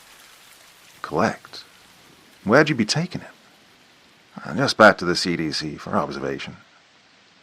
"Will we be able to see each other, at least?" I asked. He gave me an uplift and put a hand on my shoulder. "We'll hold him at the hospital for a day or so while we arrange his transportation. You can see him then, but after that, no more." I brushed his hand off of me. "One more time, and then what? He's just your lab rat until that parasite kills him?" He began talking to me like a dad explaining to his son why he isn't allowed to eat crayons. "You don't know anything about this infection. If your brother isn't contained, he'll continue to spread throughout the population." "Well, guess what?" I said, turning around and beginning to walk away. "Constitution says you can't take him against his will." I was feeling like a badass when a strong arm grabbed me and spun me around. "Well, guess what?" Falconer said, smile nowhere in sight. "The CDC says I can. I suggest you tell me where your brother is." Well, there was no way of getting out of this. There were laws against things like this, and this Falconer guy was wiping his ass with them. Oh, don't do this often, but I sent up a prayer for some way to get Jordan out of this. Falconer continued. "We know he's at the hotel on Pine Road. We just need the room number." Hallelujah. They didn't know he was in the store with me. "It's room 7, I said. And he took the bait. Falconer was just turning around to leave the aisle we were standing in, when to my horror, Jordan strolled into view. "Oh, wait," I practically shouted. Falconer stopped and turned back to me, eyebrow raised skeptically. "I just remembered 7 was actually my room, not Jordan's." He pulled out a phone. "I wrote it down.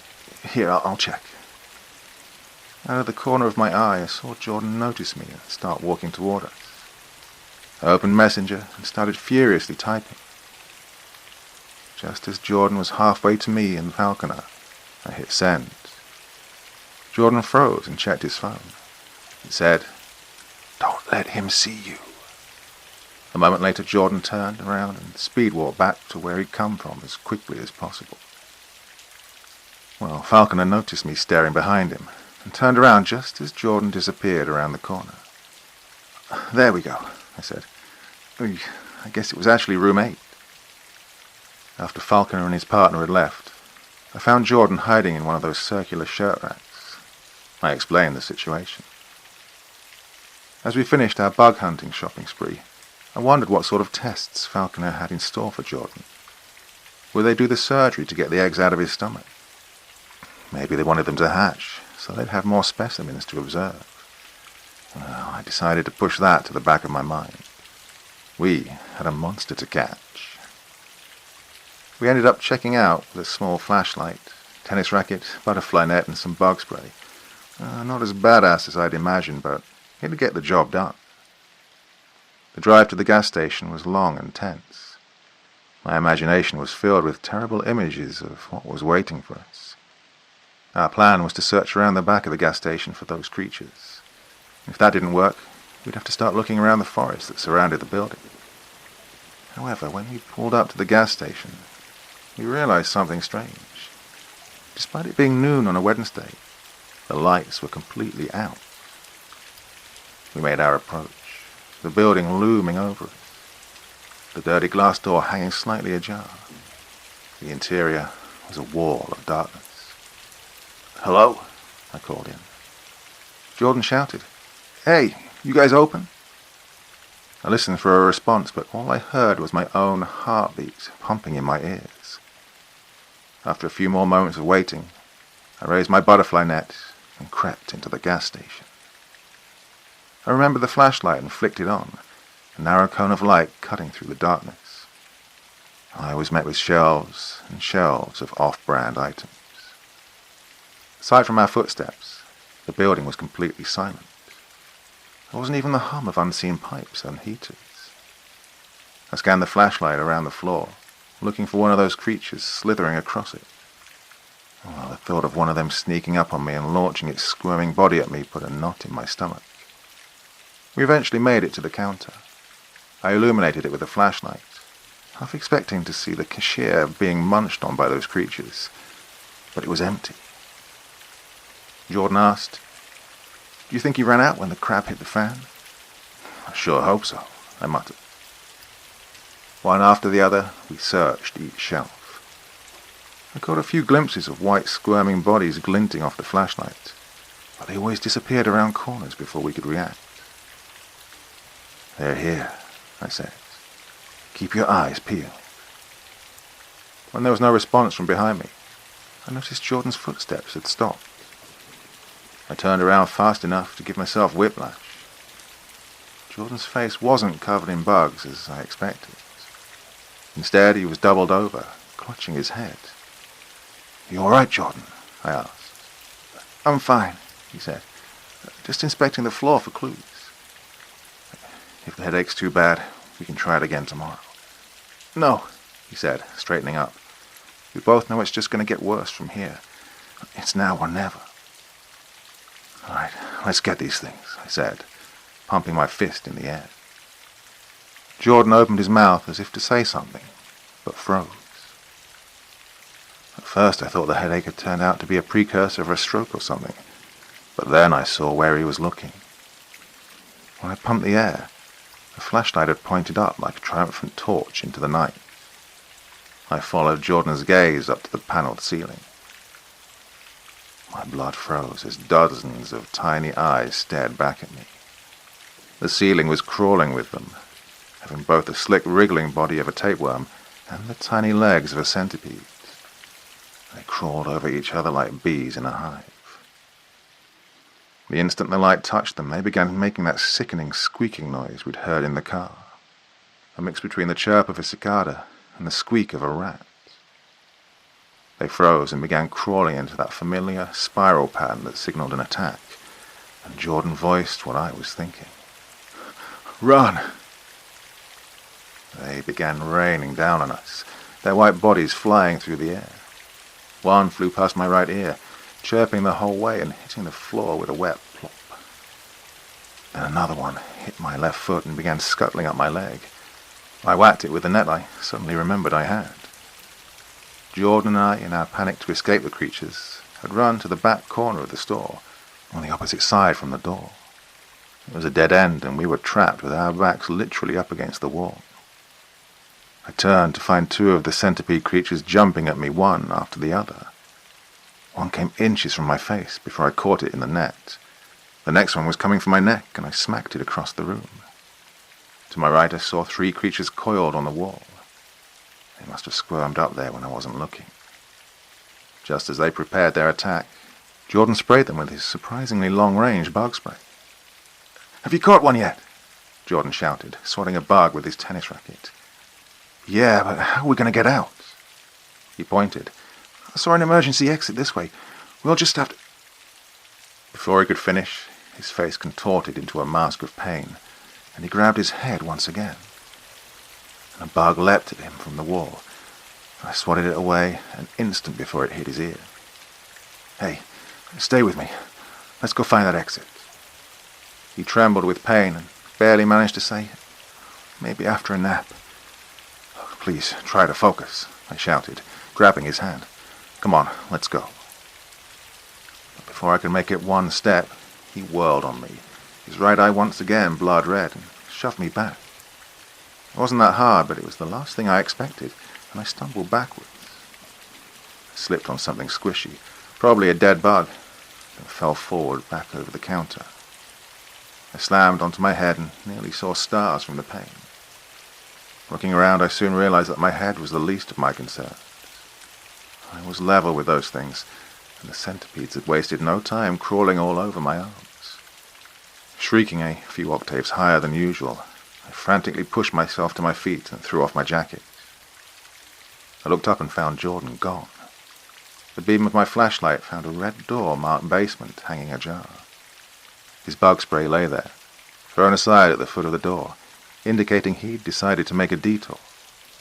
Well, I'll be honest, I almost just walked right out of there. Going into a dark, scary basement is about as safe as jumping into an active volcano. The death worms chirping behind me ultimately convinced me to make the descent. My steps creaked as I made my way down the wooden steps. My flashlight was all but useless down here, casting light about 5 feet in front of me. A few steps in, a particularly rotten board made a horrible cracking noise. Fearing it would snap, I drew my foot back and skipped over it. Eventually, the wooden creak of my footsteps turned to a wet squishing. Oh, I didn't know what I was stepping on, but I knew they were probably ruining my shoes. My fingers went to grab the hand railing and immediately recoiled. It was cold and slimy to the touch. I shone my light on it and almost gagged. The wooden railing was covered in eggs, just like the ones I'd found in the chili dog that Jordan had eaten. Except these ones were the size of gumballs.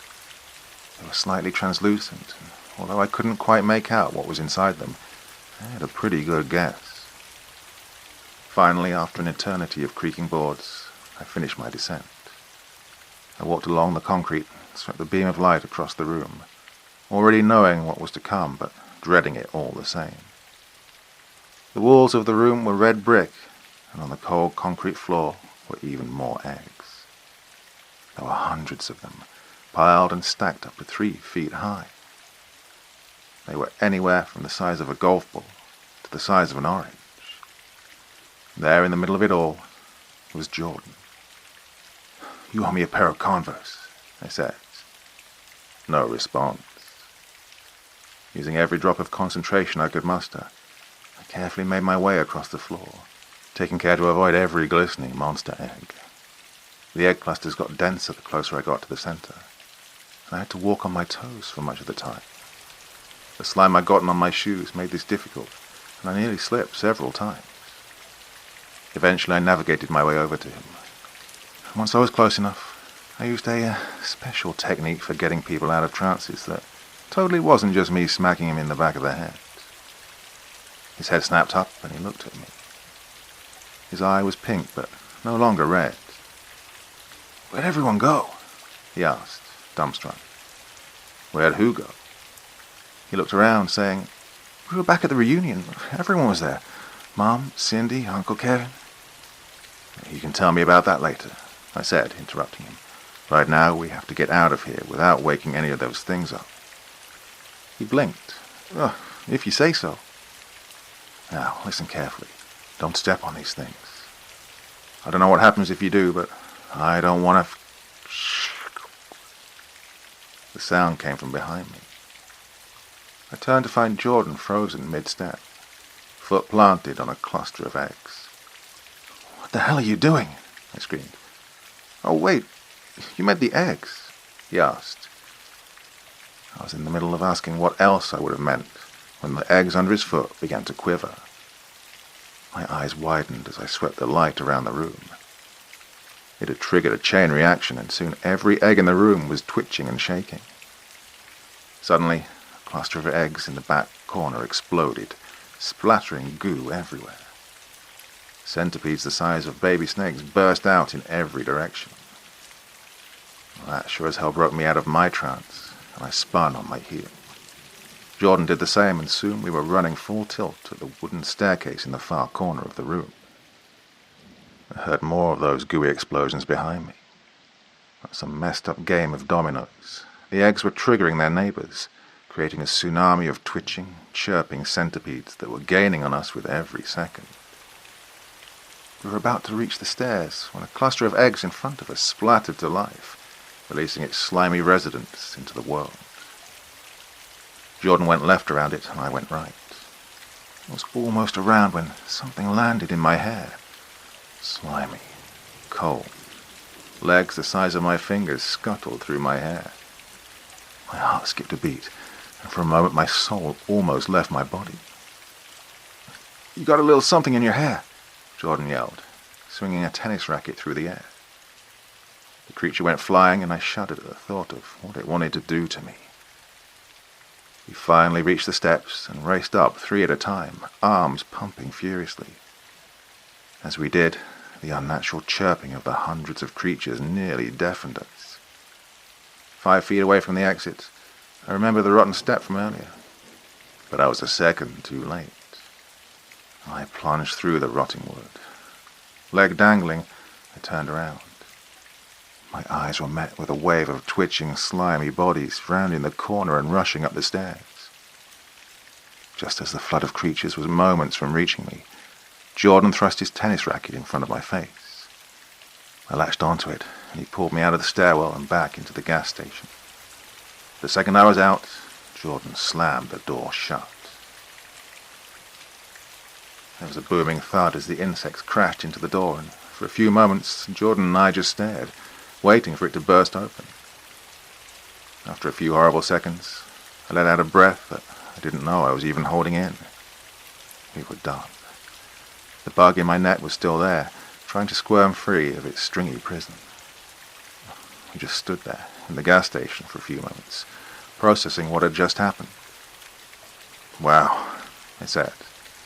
Remind me to get the dorm sprayed down. Suddenly Jordan had me wrapped in an embrace. Caught off guard, I took a step back. Thanks, man, he said. You about to try and lay eggs in my head or something? No, really, he said. I would have been bug food if you hadn't got me out of there. I hugged him back. Come on. Mom would have killed me if I let you get eaten. He let go suddenly. Did you call the cops? He asked.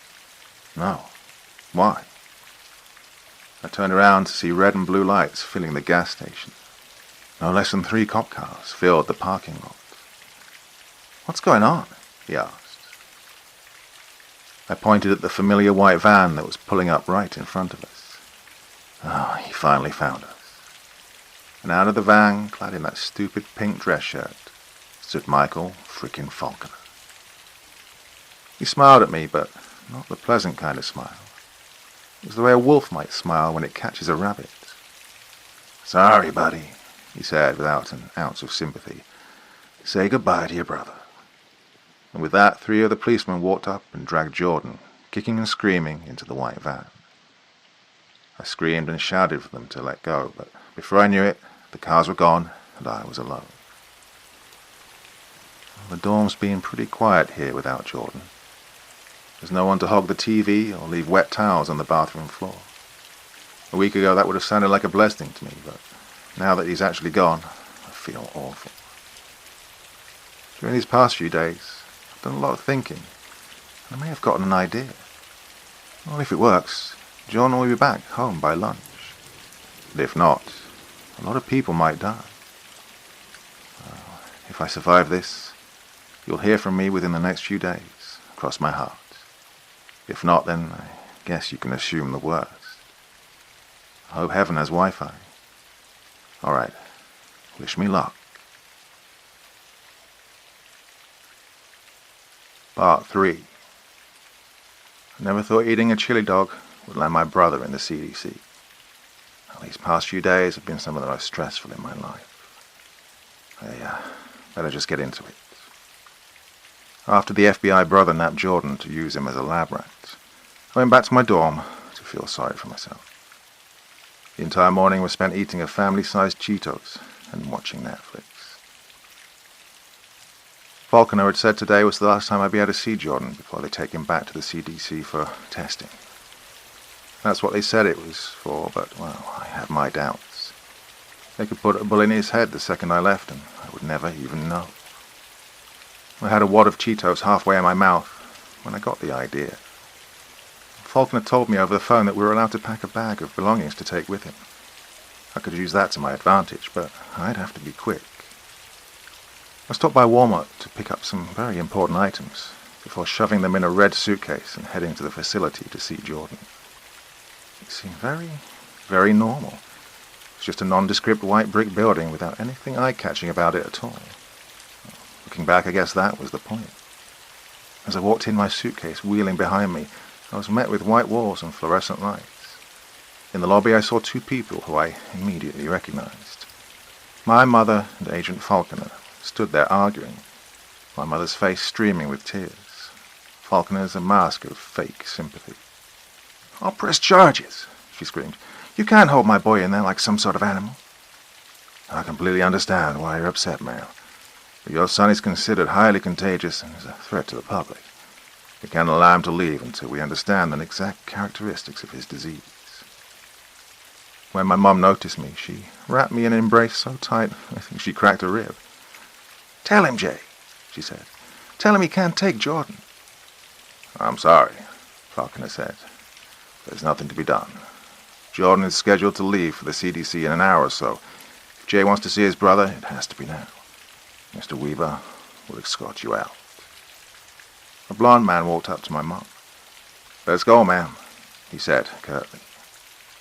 I turned to my mum's tear-streaked face. She looked like she hadn't slept in a week, and the sight of it broke my heart. "Don't worry," I said quietly. "I'll make them see reason." She nodded, and the man walked her out. Falconer silently led me through a hallway, his usual pink dress shirt contrasting the white walls. We made our way to a white wall, and he turned around, staring me down. "You have 15 minutes. No questions relating to his experiences here." I braced myself for what I might see and pushed open the door. There, sitting on a makeshift hospital bed, was Jordan. The room was large and clean, however the lack of windows made it seem very claustrophobic. When my eyes finally fell on Jordan, I was taken aback. His skin was almost completely yellow now, huge clusters of bumps scattered all over his skin. He was unshaven, and the weathered look in his eyes made him seem like someone twice his age. "Hey, buddy," I said. "How you holding up?" "Well, can't complain. Food's pretty good. That is, if they feed you at all." "They didn't feed you?" I said, hands balling into fists. "Not since yesterday," he said with a cough. "They wanted to observe the parasites. Their reaction or something." "Jesus Christ," I said. "This can't be legal. Anything else?" Jordan looked down at his feet. "Yeah," he said quietly. "They kept asking me about my eye." "Your eye?" "Yeah, they asked if it's been throbbing."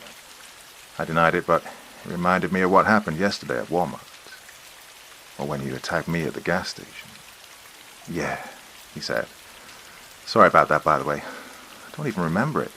It's like I blacked out or something. Whatever it is, it's very interesting to Faulkner and his team. I lowered my voice. Well, don't worry, buddy. I'm getting you out of here. Whatever you do, don't let Faulkner open that suitcase. Once we... Just then, Faulkner opened the door and walked in. Now, what did I just say, guys? He said, trying and failing to mask his annoyance. That information about your eye is classified. I think I'll just stay here for the rest of your visit. He showed no indication that he'd heard what I said. Thankfully, I told Jordan the most important part. If Faulkner saw what was in the suitcase, it would ruin everything. Faulkner struck down almost every question I tried to ask Jordan, and in the end, we were restricted to talking about sports and music. I was only half paying attention to the conversation, though. In my mind, I was amping myself up for what I had to do. Hopefully, Faulkner didn't notice the sweat running down my face, or the slight tremor in my hands. After a few minutes of hyping myself up, I realized I was wasting precious time and went for it. I asked Faulkner if I could go to the bathroom. Of course, he said. He was smiling, but I noticed his eyes slightly narrowed. He was suspicious of me, but couldn't quite figure out why. The blond man from before, I think his name was Weaver, walked me to the bathroom, eyeing me the way a zookeeper does a lion. I got the impression if I made one wrong move, he'd have a gun trained on me in an instant. Does the FBI even carry guns? Well, I always thought they had lasers or something. Either way, the closer we got, the more nervous I became. What if Faulkner searched the suitcase while I was gone? The second I shut the door, I took a deep breath and began my work. I tore out tons of paper towels and began throwing them into the trash can. Next, I grabbed a little bottle of hand sanitizer from my pocket and dumped it into the bin. Kindling, check. Fuel, check. The last thing I did was pull out a Marlboro, light it, and toss it into the trash. The giant flame didn't burst to life in the bin. Instead, it just began to smolder, producing thin wisps of smoke that snaked their way up toward the ceiling. Phase 1 of Jay's genius master plan was complete. I exited the bathroom and greeted Weaver. The entire walk back was nerve-wracking. What if he smelled the smoke on me? What if Faulkner had opened the suitcase and was waiting for me with handcuffs? What if they had cameras in the bathroom? Well, maybe not that last one. Pretty sure that's illegal and gross. When I returned to his room, Jordan immediately knew something was different. I didn't know what I did, but he knew I'd done something.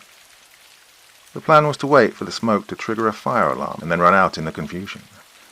The only problem was that I had no clue how long it would take for that to happen. If it took too long, someone would smell the smoke and I'd be busted. I continued talking to Jordan, but only to stall. The fire alarm wasn't going off for some reason. "All right, son," Faulkner said. "Time's up." "Oh, just 5 more minutes, please," I pleaded. You said that 5 minutes ago," he replied.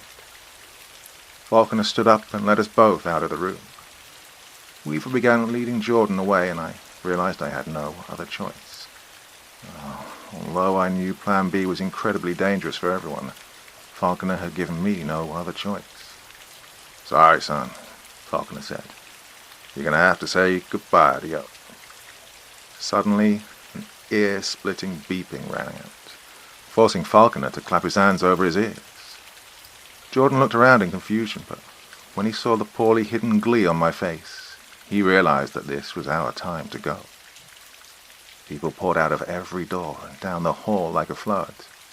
Within seconds, the hallway was filled with dozens of black suits and white lab coats, obscuring my view of Jordan and Faulkner. I navigated through the forest of bodies, fire alarms screeching in my ear. Suddenly, a hand grabbed my shoulder. I turned to find Jordan. "I can't believe you started a freaking fire," he said. I shrugged. What else are brothers for? Now let's get out of here before Faulkner wises up. We weaved through the scientists until we found an empty hallway. We went down it, turned a corner, and were soon out of sight.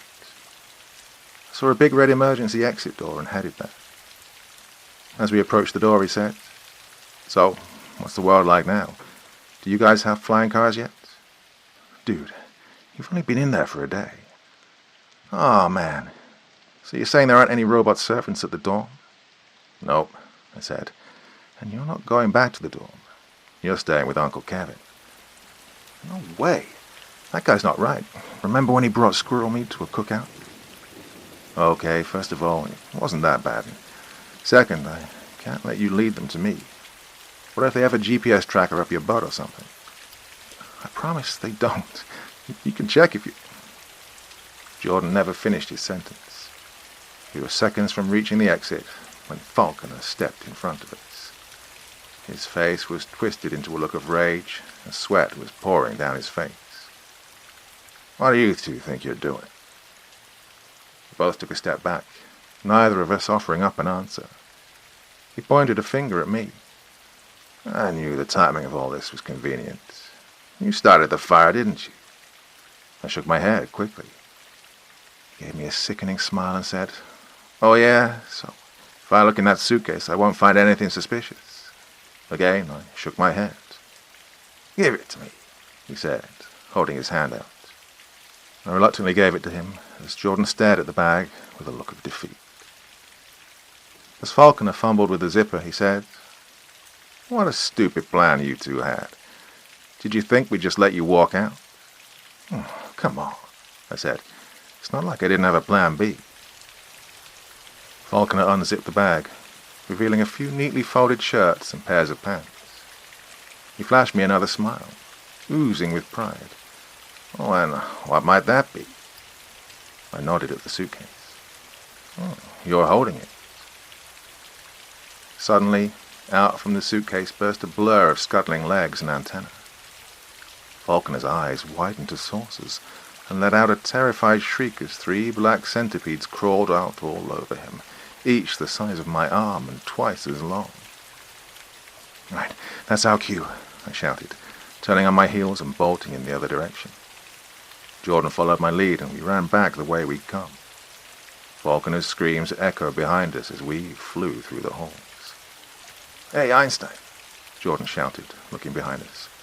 Looks like one of your little friends is after the wrong person. Well, I followed his gaze, and sure enough, one of the creatures was crawling on the ceiling about 10 feet behind him and was rapidly closing the distance. The scuttling of its tiny legs almost sounded like typing on a keyboard, and the sight of its black, bulbous eyes made me stutter. Suddenly it leaped at Jordan, pincers opening and closing in anticipation of its next meal. I shouted a warning, and before it had a chance to sink its teeth into the back of his head, he ducked out of the way. It flew over him and landed on its back directly in front of him with a heavy thud. Its spider-like legs kicked above it as it tried to wriggle back to its feet. No time to turn. He mustered his strength and jumped. He'd almost cleared the creature when it scuttled to its feet and grabbed onto his right leg. It wasted no time crawling up his leg and coiling around his torso. The insect lunged at his neck, no doubt looking to tear out a nice meaty chunk, but he grabbed its head. As he wrestled with the thing, he noticed me staring at him dumbstruck. Do something, he screamed. Bad centipede. Get off Jordan, right now. Do something useful. I took a deep breath and grabbed the creature's squirming body. I planted my feet and began pulling with all my might. Just then I heard footsteps walking down the hallway. Boys, I heard Falconer scream. His voice was raspy from all the screaming he'd done, and it was dripping with rage. Don't make me look for you. It'll only make it worse. He'd turn the corner any second and see us. I opened a random door and shoved Jordan inside, centipede and all. I quietly shut the door and turned back to Jordan. The giant bug was currently wrapped around his arm and snapping at him any chance it could. Boys, Falconer screamed again, voice muffled from the closed door between us. I'm not messing around anymore. As he slowly stomped closer, I heard a click that was unmistakable, even through the door. It was the cocking of a pistol. You better come out right this second, he screamed, or you're going to have a real bad time. Was that a gun? I whispered. I think so, Jordan said, and he's going to hear us in about 5 seconds if we don't get this thing under control. He was right. Falconer was moments away from passing the door, and Jordan's fight with the centipede was still way too loud. I grabbed the head of the creature and began pulling it away, uncoiling it as I did.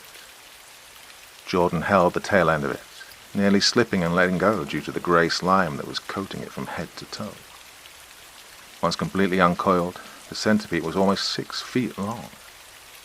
Its body twitched and convulsed in the air, but was harmless for the most part. I was hugging the head to my chest in an attempt to immobilize it. Its terrible insect face was so close to mine I could see the thousands of tiny hexagons that made up its eyes. I held my breath as I heard footsteps approach. The creature made a lunge at my neck, and I had to grit my teeth to keep from shrieking. "Hold still," Jordan whispered. "That's easy for you to say. You only have to hold the tail." Just then, the footsteps abruptly stopped. My heart froze in my chest, and I stared at the door waiting for Falconer to burst in. The second stretched into infinity as we stood there with bated breath. Just when I couldn't take it much longer, footsteps started again and faded into the distance. After we were sure he was gone, I released my breath and said, "I think it's safe." Suddenly, while my guard was down, the creature made a violent thrash and squirmed out of my hands. It landed on the floor and pulled its tail free of Jordan's grasp. But instead of making a lunge at me, it just made its sickening chirping noise and crawled away. It half climbed, half slithered up the wall, pried off a vent with its pincers, and disappeared into the dark tunnel. I said. "I guess it's had enough excitement for one day." "This is it," Jordan said from behind me. He was holding a file with a strange symbol on it. It was the infinity symbol inside of an upside-down triangle. "This is one of the folders they were always writing in. Do you think it has information on what's wrong with me?" Just then I heard Falconer's voice echoing down the hall, too far away to distinguish specific words. "How about we take a look at it when an FBI agent isn't hunting us?" He grabbed the file and we began making our way to the door. I slowly opened the door back up and poked my head out. Jordan poked his head out just above mine, like we were in a damn Scooby-Doo cartoon. Once we confirmed Falconer was gone, we ventured into the desolate hallway, making sure to stay silent. We slowly made our way down the hallway, stopping every so often to look around like rabbits in the forest. We'd been dealing with those insects for the past 2 days, but now we had a human to deal with too. We eventually escaped the labyrinth of hallways and stepped into another hallway. We approached the glass door and looked out at the empty parking lot. "The staff must be back at the building," I said quietly. "We have to get out before the fire trucks get here." Jordan threw open the glass door and made a run for it. I stayed back for another moment to check the surroundings. When I was sure it was safe, I opened the door only to be violently yanked back by the collar of my shirt. I was thrown backward and fell on the ground painfully. The fake smile Falconer usually wore had been stripped away to reveal pure malice. His hair was messy and his trademark pink dress shirt was now torn and tattered. "You," he screamed, "you almost killed me." "Do you think I'd just sit there and let you kidnap my brother?" I shouted, pushing myself to my feet. My head exploded in pain and I fell back down. I touched my head and my fingers came away bloody. Looking up, I saw that he'd hit me with the butt of his pistol. "We had to," he screamed at me. "We need him because he's the only one who can stop what's coming." "What are you talking about?" "It's classified," he said quietly.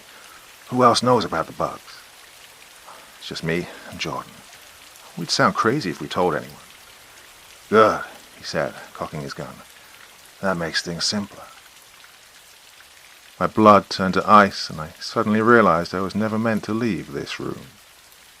I raised my trembling hands at him, saying, "Hey man, look, you don't have to do this. My lips are sealed, I swear." "Sorry, buddy," he said, raising the gun, "but that's just not good enough."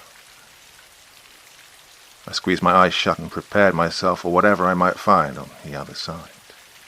At that moment, the only thing I could do was hope that he didn't catch Jordan. A deafening bang rang out and my heart seized in my chest. I opened my eyes and looked down at my body. An existential wave of relief flooded my entire self as I realized there wasn't a speck of blood on me. I looked up to see Falconer standing over me, his face contorted into one of shock. In the center of his chest, a red flower was beginning to blossom. He collapsed onto the ground like a falling statue, gong clattering to the floor. Behind him stood two men clad in black police uniforms. Jordan lingered behind them, face as pale as a ghost. "You okay, son?" one asked, rushing to my side.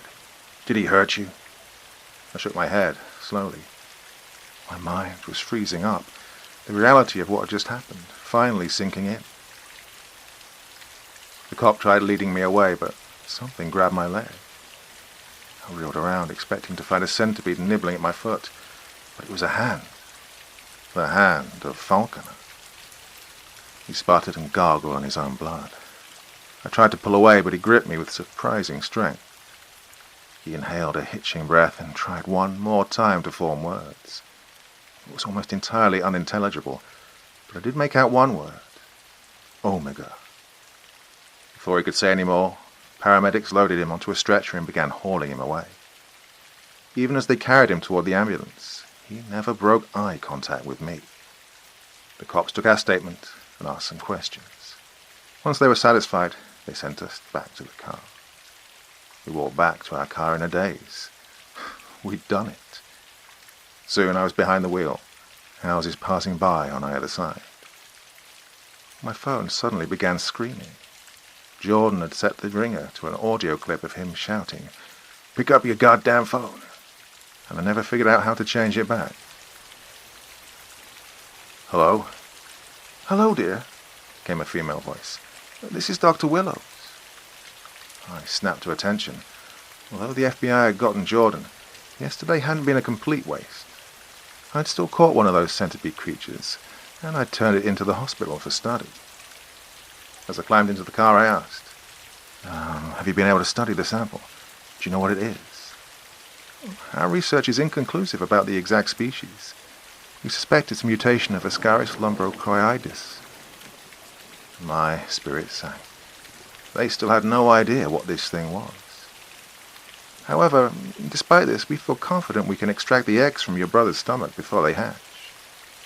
The sample you brought in provided helpful insights on the nature of the parasite. We scheduled for a specialist from a different district to perform the surgery on Saturday. That's 2 days from now." I couldn't believe it. We were approaching the finishing line. Jordan was close to being cured. I turned to Jordan, who was now in the passenger seat of my car. "It's Willows," I said excitedly. "She says they can get the eggs out. We're almost done with this nonsense." Jordan just stared out the window. I raised an eyebrow at him. "What? You can't hear? I said we can get those eggs out of your stomach." Jordan continued staring out of his window. "I don't know, man," he said dreamily. "Maybe we should let them hatch. I've always wanted to be a dad." I just stared at him, perplexed. I said. "You're not serious, right?" He whipped around to look at me, and in an instant it was completely clear what was wrong with him. His right eye wasn't just red, it was bleeding. It was so startling I nearly swerved off the road. "So what if I am?" he screamed at me. "Those eggs never hurt anyone." He was breathing heavily now. His eyes were those of some kind of crazed lunatic, not my brother. "Okay, listen," I said. "You're not yourself right now. If those eggs hatch, you might get seriously hurt. Think about how Mom and I would feel if that happened. Think about your family." Jordan broke off eye contact with me and looked down at his feet. "Family," he said, as if he'd never heard the word before. "Yeah," I said, "family." He looked back up at me. His eyes had turned to burning coals of rage. "My real family lives underneath the gas station," he screamed, grabbing me by the neck with both hands. I let go of the steering wheel and tried to pry his hands from my throat. My world shifted to the side as the car swerved to the left. Out of the corner of my eye, we were drifting into oncoming traffic. moments away from hitting a grey Cadillac, when I grabbed the wheel and yanked it to the side. Again the car swerved, and soon it was barreling off to the side of the road and into a field. Suddenly, pain exploded into my head and everything went black. Hours later, I slowly came to. Looking around, I came to the realization that my car had crashed into a telephone pole. The passenger seat was empty, and the door was hanging ajar. I noticed something lying on the floor. It was the folder Jordan had stolen from the FBI research facility. Now I'm sitting at home with a bandage around my head. It won't do anything for the concussion I probably experienced, but I think I have bigger problems to deal with. The parasite that's inside my brother is craftier than I thought. Whatever it is, it's taken a hold of his mind, and I don't know how to stop it. I thought getting Jordan back would be the end of our problems. But now, I know, it's just the beginning.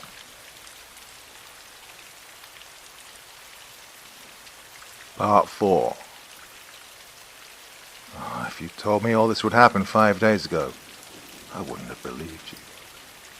That's the thing about disasters, though. It all comes down to luck. At the end of the day, my brother was just in the wrong place at the wrong time.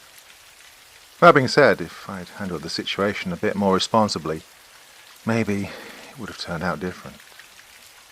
You'll remember that Jordan's mind had been almost completely taken over by the parasite. After making me crash my car, he ran out to do God knows what to God knows who. The surgery to remove the parasite from him was set to be done at 11 the next day, so the clock was ticking. Luckily, Jordan left me a goldmine of information in the form of the folder we stole from the FBI. I stayed up all night poring over the documents from the folder. Slogging through all the nerd speak wasn't fun, but I think I've got the gist of it. The first thing I searched for was the name of the organization Falconer worked for. The last thing he told me before he died was the word Omega, so that was my first guess, but it turned out not to be the case. I couldn't find the real name, but its code name seems to be the Sapona Project. Each document was marked with a golden spiderweb, so I guess it's their symbol. The earliest documents all relate to the 2013 Ebola outbreak, so I believe that's what they were originally created for. No, they didn't create Ebola, or something dumb like that. They were just trying to ensure it wasn't a form of biological warfare. Once they confirmed it wasn't, they took on a more preventative role, trying to find new diseases and contain them before they got out of hand. After I'd looked at that, I found a section for lab reports. There was only one for the day Jordan was taken, so I'm fairly sure it was about him. I found a summary of the experiment and will copy it below. Experiment C27. Effects of Ascaro powder on the nervous system. Abstract. Although our knowledge of this parasite is limited, it's generally understood that within 3 to 4 days of ingesting it, the parasite begins to take hold of the host's nervous system, effectively hijacking the brain. The parasite leaves higher-level brain function relatively undamaged, keeping personality and memories intact. Although 41 different compounds were tested, the only compound that reversed the effects was lavandylyl acetate. I said lavandylyl acetate about 20 times so I could remember it. I had no clue what it was, but I had an idea of where to find it. The next day I climbed back into my Toyota and went back to the FBI research center Jordan was being held at. The parking lot was deserted. My guess is that the head agent pulling a gun on an unarmed college student made Uncle Sam rethink its funding. I went around back and busted open a window, trying hard not to impale myself on broken glass. I climbed in and landed in an empty room. It looked like it had been left in a hurry. There were papers and equipment left behind on the counters. As I made my way to the door, the only sound I heard was that of my own footsteps. The door moaned as I pushed it open and looked into the dark, empty hallway. The only light was trickling in from the room I just entered. The thought of leaving the safety of my room made a pang of fear radiate through my stomach. I felt as if something was crouching out there, patiently waiting for me to walk out and let my guard down. This is silly, I thought. Falconer's dead. Everyone's gone. I'm safe. After a few moments of deep breaths, I pushed the fear into the back of my mind and stepped out. My fingers probed the darkness, looking for a doorknob, but all they met was more wall. I was slowly shuffling forward when I heard a skittering behind me. My head snapped around, but I was met with a wall of impenetrable darkness. I listened closely, but all I could hear were my own rapid breaths. No, I thought. That's not right. I listened more carefully. My heart sank as I confirmed my suspicions. There was another person breathing, and they were right behind me.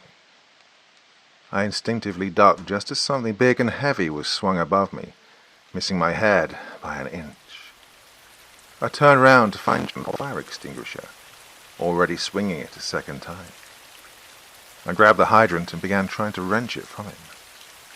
"Hey, chill, man," I said. "You don't know what you're doing."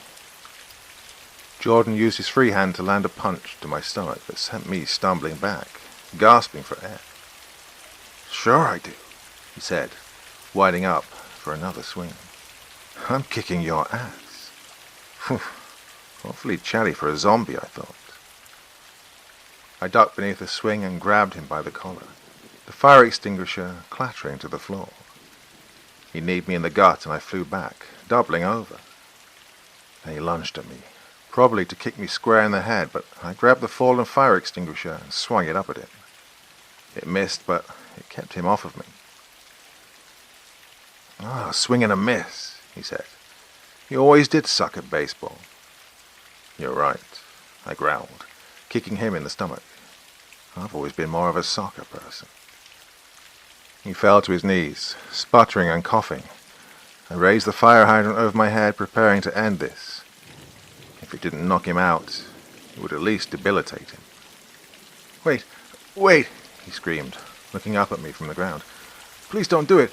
It's me, man." Despite knowing he was 110% lying, I still couldn't bring myself to do it. When I looked into his face, I didn't see some terrifying parasitic nightmare.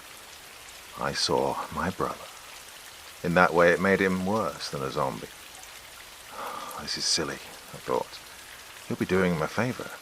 Just do it, you idiot. I swung the fire hydrant down at his head, but before it could connect, my legs were swiped from under me. I crashed to the ground, and again the fire hydrant clattered on the tiled floor. The parasite smirked at me with Jordan's face, that terrible bloody eye glinting in the low light. "Too slow," it growled. He slowly rose to his feet, that unhinged smile never leaving his face. Out of options, I turned and ran. I sped down the corridor and ducked into one of the doors, locking it behind me. If I could just find that compound from the lab report, I'd be able to cure him just in time for the surgery. As he approached, I heard the stomping of oncoming footsteps. I was opening every drawer and cabinet when I found a stash of plastic cases. Skimming them quickly, I found one marked Experiment C27, Anti-Parasitics. "Yes," I whispered, setting it on the desk and opening it like a briefcase. The white plastic container held syringes of all types. I squeezed my eyes shut and tried to remember the name. Lavandula acetate. I began searching for it, but my heart quickly sank. They'd all been labelled with code words. They were labelled anything from Nova to Goldilocks. Without any way of knowing which was which, I was doomed. I heard the crash of splintering wood as Jordan kicked open the door. His eyes were wild and his hair looked like a rat's nest. As he rushed at me, I threw one last glance at the counter. And that's when I saw it. Sitting there on the counter was a syringe with the label Omega. I grabbed it, and just as Jordan grabbed me, he jammed it into his neck. Within minutes, his eyes had lost their fire, and he started wiping blood from his eye. "Dude," he said, "I had the craziest dream." Did it involve you beating the crap out of me? Yeah, actually, it did. How did you... He looked up at me, all bruised and cut up. Not a dream? He asked. Not a dream, I said. He apologized for about 5 minutes straight, despite me insisting it wasn't his fault. What day is it? He asked. I suddenly realized something and checked my watch. Oh, it's time for you to have your surgery, I shouted. You're about to have this parasite out of you for good. How long before that stuff you injected me with wears off? He asked. About an hour. You'll be sedated by then. I drove him to the hospital, doing about 20 over the speed limit. When I didn't get out of the car to follow him, he looked at me funny. What? You got a date or something? He said. No, I said. I'm going back to that gas station. I need to burn it down. What? Why? I've been thinking, I said. Agent Falconer told me something was coming. That basement is still filled with those bug creatures, and if they keep growing bigger and bigger, they'll eventually bust out. Jordan's eyes widened as he put it together. They could infect the whole town in a matter of days, maybe hours. I nodded. I have to go destroy it before it happens. Text me when they're about to start. We parted ways and I made one final stop at Walmart. I pulled up to the gas station with a huge red gas can. It was still, abandoned, and dark. A chill went up my spine the second I saw the basement door. When I put my ear to it, I could hear scratching and scuttling. I was running out of time. I quickly began splashing the interior with gasoline, and within 20 minutes the entire place was full of that acrid stench. But before I burnt it down, I washed the gasoline off my hands in the bathroom. I checked my phone. Still no text from Jordan. It's been 2 hours. Shouldn't they have started by now? I thought. I exited the bathroom and navigated through the dark gas station to a window. I looked out at the deserted parking lot. No, that wasn't right. There was another car there. Had it been there when I got here? There was a trail of something leading from the car to the door, and through the gas station. I shivered. It was beginning to blend with the gasoline, but it was unmistakable. It was blood. Miss me, came a voice from behind me. I turned just in time to get kicked square in the chest. I flew back into a shelf of candy and it toppled over.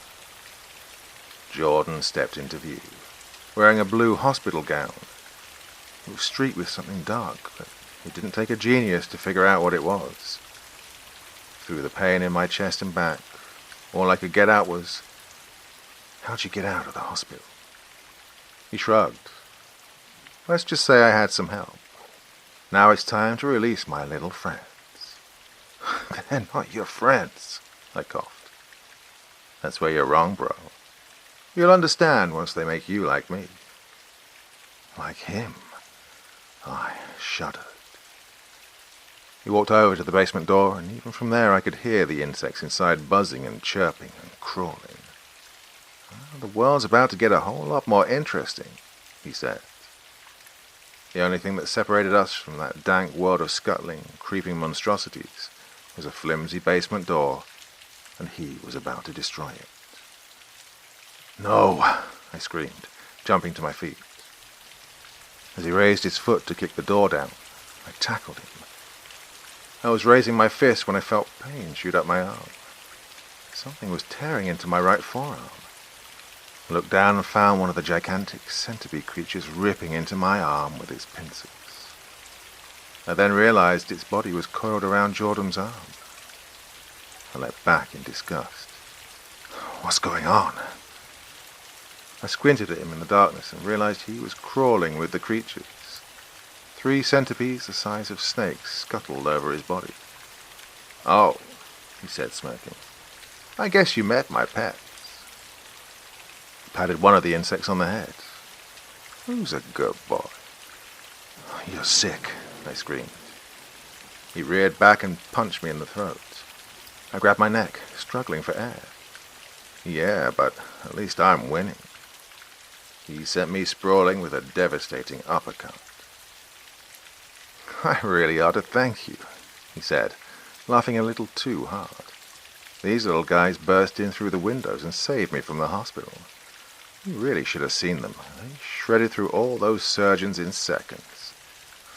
You're insane, I screamed. Funny, he said, grabbing me and slamming me against the wall. That's what all the surgeons said. How'd they get out of the basement? I screamed. You tell me, he said. You were the one who let them out. My blood turned to ice as I put it all together. I'd used those creatures on Falconer while trying to save Jordan. They must have tracked him to the hospital, burst through the windows and... Oh, God, I moaned. What did I do? As he pressed me to the wall, one of the centipedes crawled around my arm and began digging its mandibles into the flesh of my stomach. I collapsed to the floor, writhing in pain. Don't worry, bro, he said. You'll feel much better soon.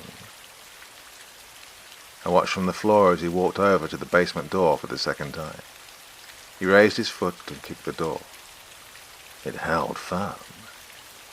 As he raised his foot again, I pushed myself up and began to climb onto one of the nearby shelves of candy. Then, with a sickening crack, Jordan kicked the door again. This time it burst wide open, spilling its tidal wave of black, twitching legs and slimy bodies in all directions. Just as the wave of insects was about to hit me, I pulled my leg up onto the shelf. The roar of insects was deafening. Despite its size, the 3-foot-high mass of chirping monstrosities couldn't seem to get through the windows and locked door. The relief I felt when I realized this was indescribable. Jordan turned to me, wading through the insects like it was a kiddie pool. He seemed a little pissed that I wasn't full of monster eggs, but he kept his composure. Oh, he said, beginning to climb up onto a shelf of his own. I can play the floor is lava too. Please, Jordan, I said, come back to your senses. He hopped to the shelf I was standing on and lunged at me. As he did, the centipedes crawling all over his body opened their pincers hungrily. I inhaled and poured all my energy into jumping back onto the shelf behind me.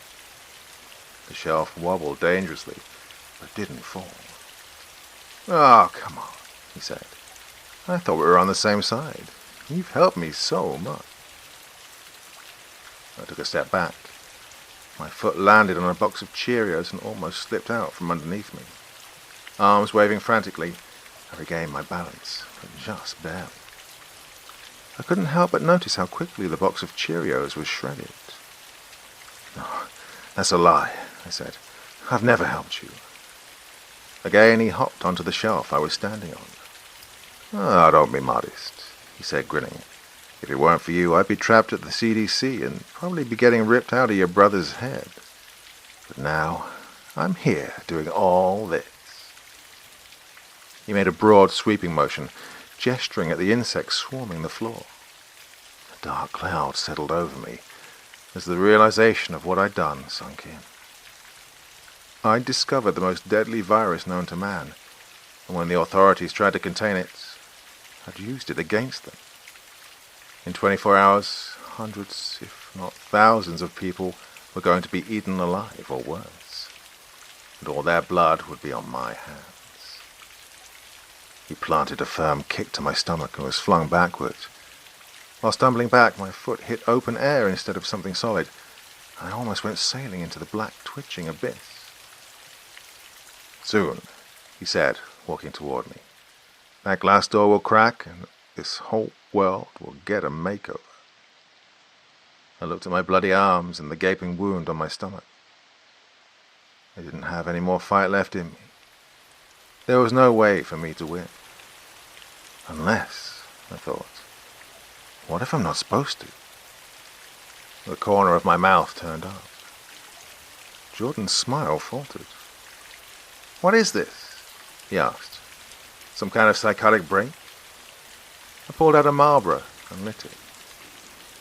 Jordan's eyes widened, and he grabbed me by the collar. "Just wait for just a second," Jordan said. He doubled over and grabbed his head. After a few seconds of rapid breathing, he gasped and looked up. "Jay," he said, looking around. "What's happening, man?" I just stared at him for a moment, took a drag from the cigarette, and began raising it over the ocean of skittering bugs below. "Hey," he said. "What are you doing, Jay? Please, don't do it, Jay. Please." We spread this thing every chance we got, and now it's time to end it. I dropped the cigarette. It ignited on impact, and the fire spread like a blooming red flower, consuming everything it touched. The insects squealed and shrieked as the gasoline they'd been crawling around in began to erupt. Within seconds, the ground looked like a squirming, pulsating inferno. The thing wearing Jordan's body grabbed its head and let out an inhuman screech that I'd never heard him make in all my life. Before I knew it, he stumbled backward and disappeared over the edge into the fire pit below. Well, I'm still sitting on the shelf, feet dangling over the flames beneath.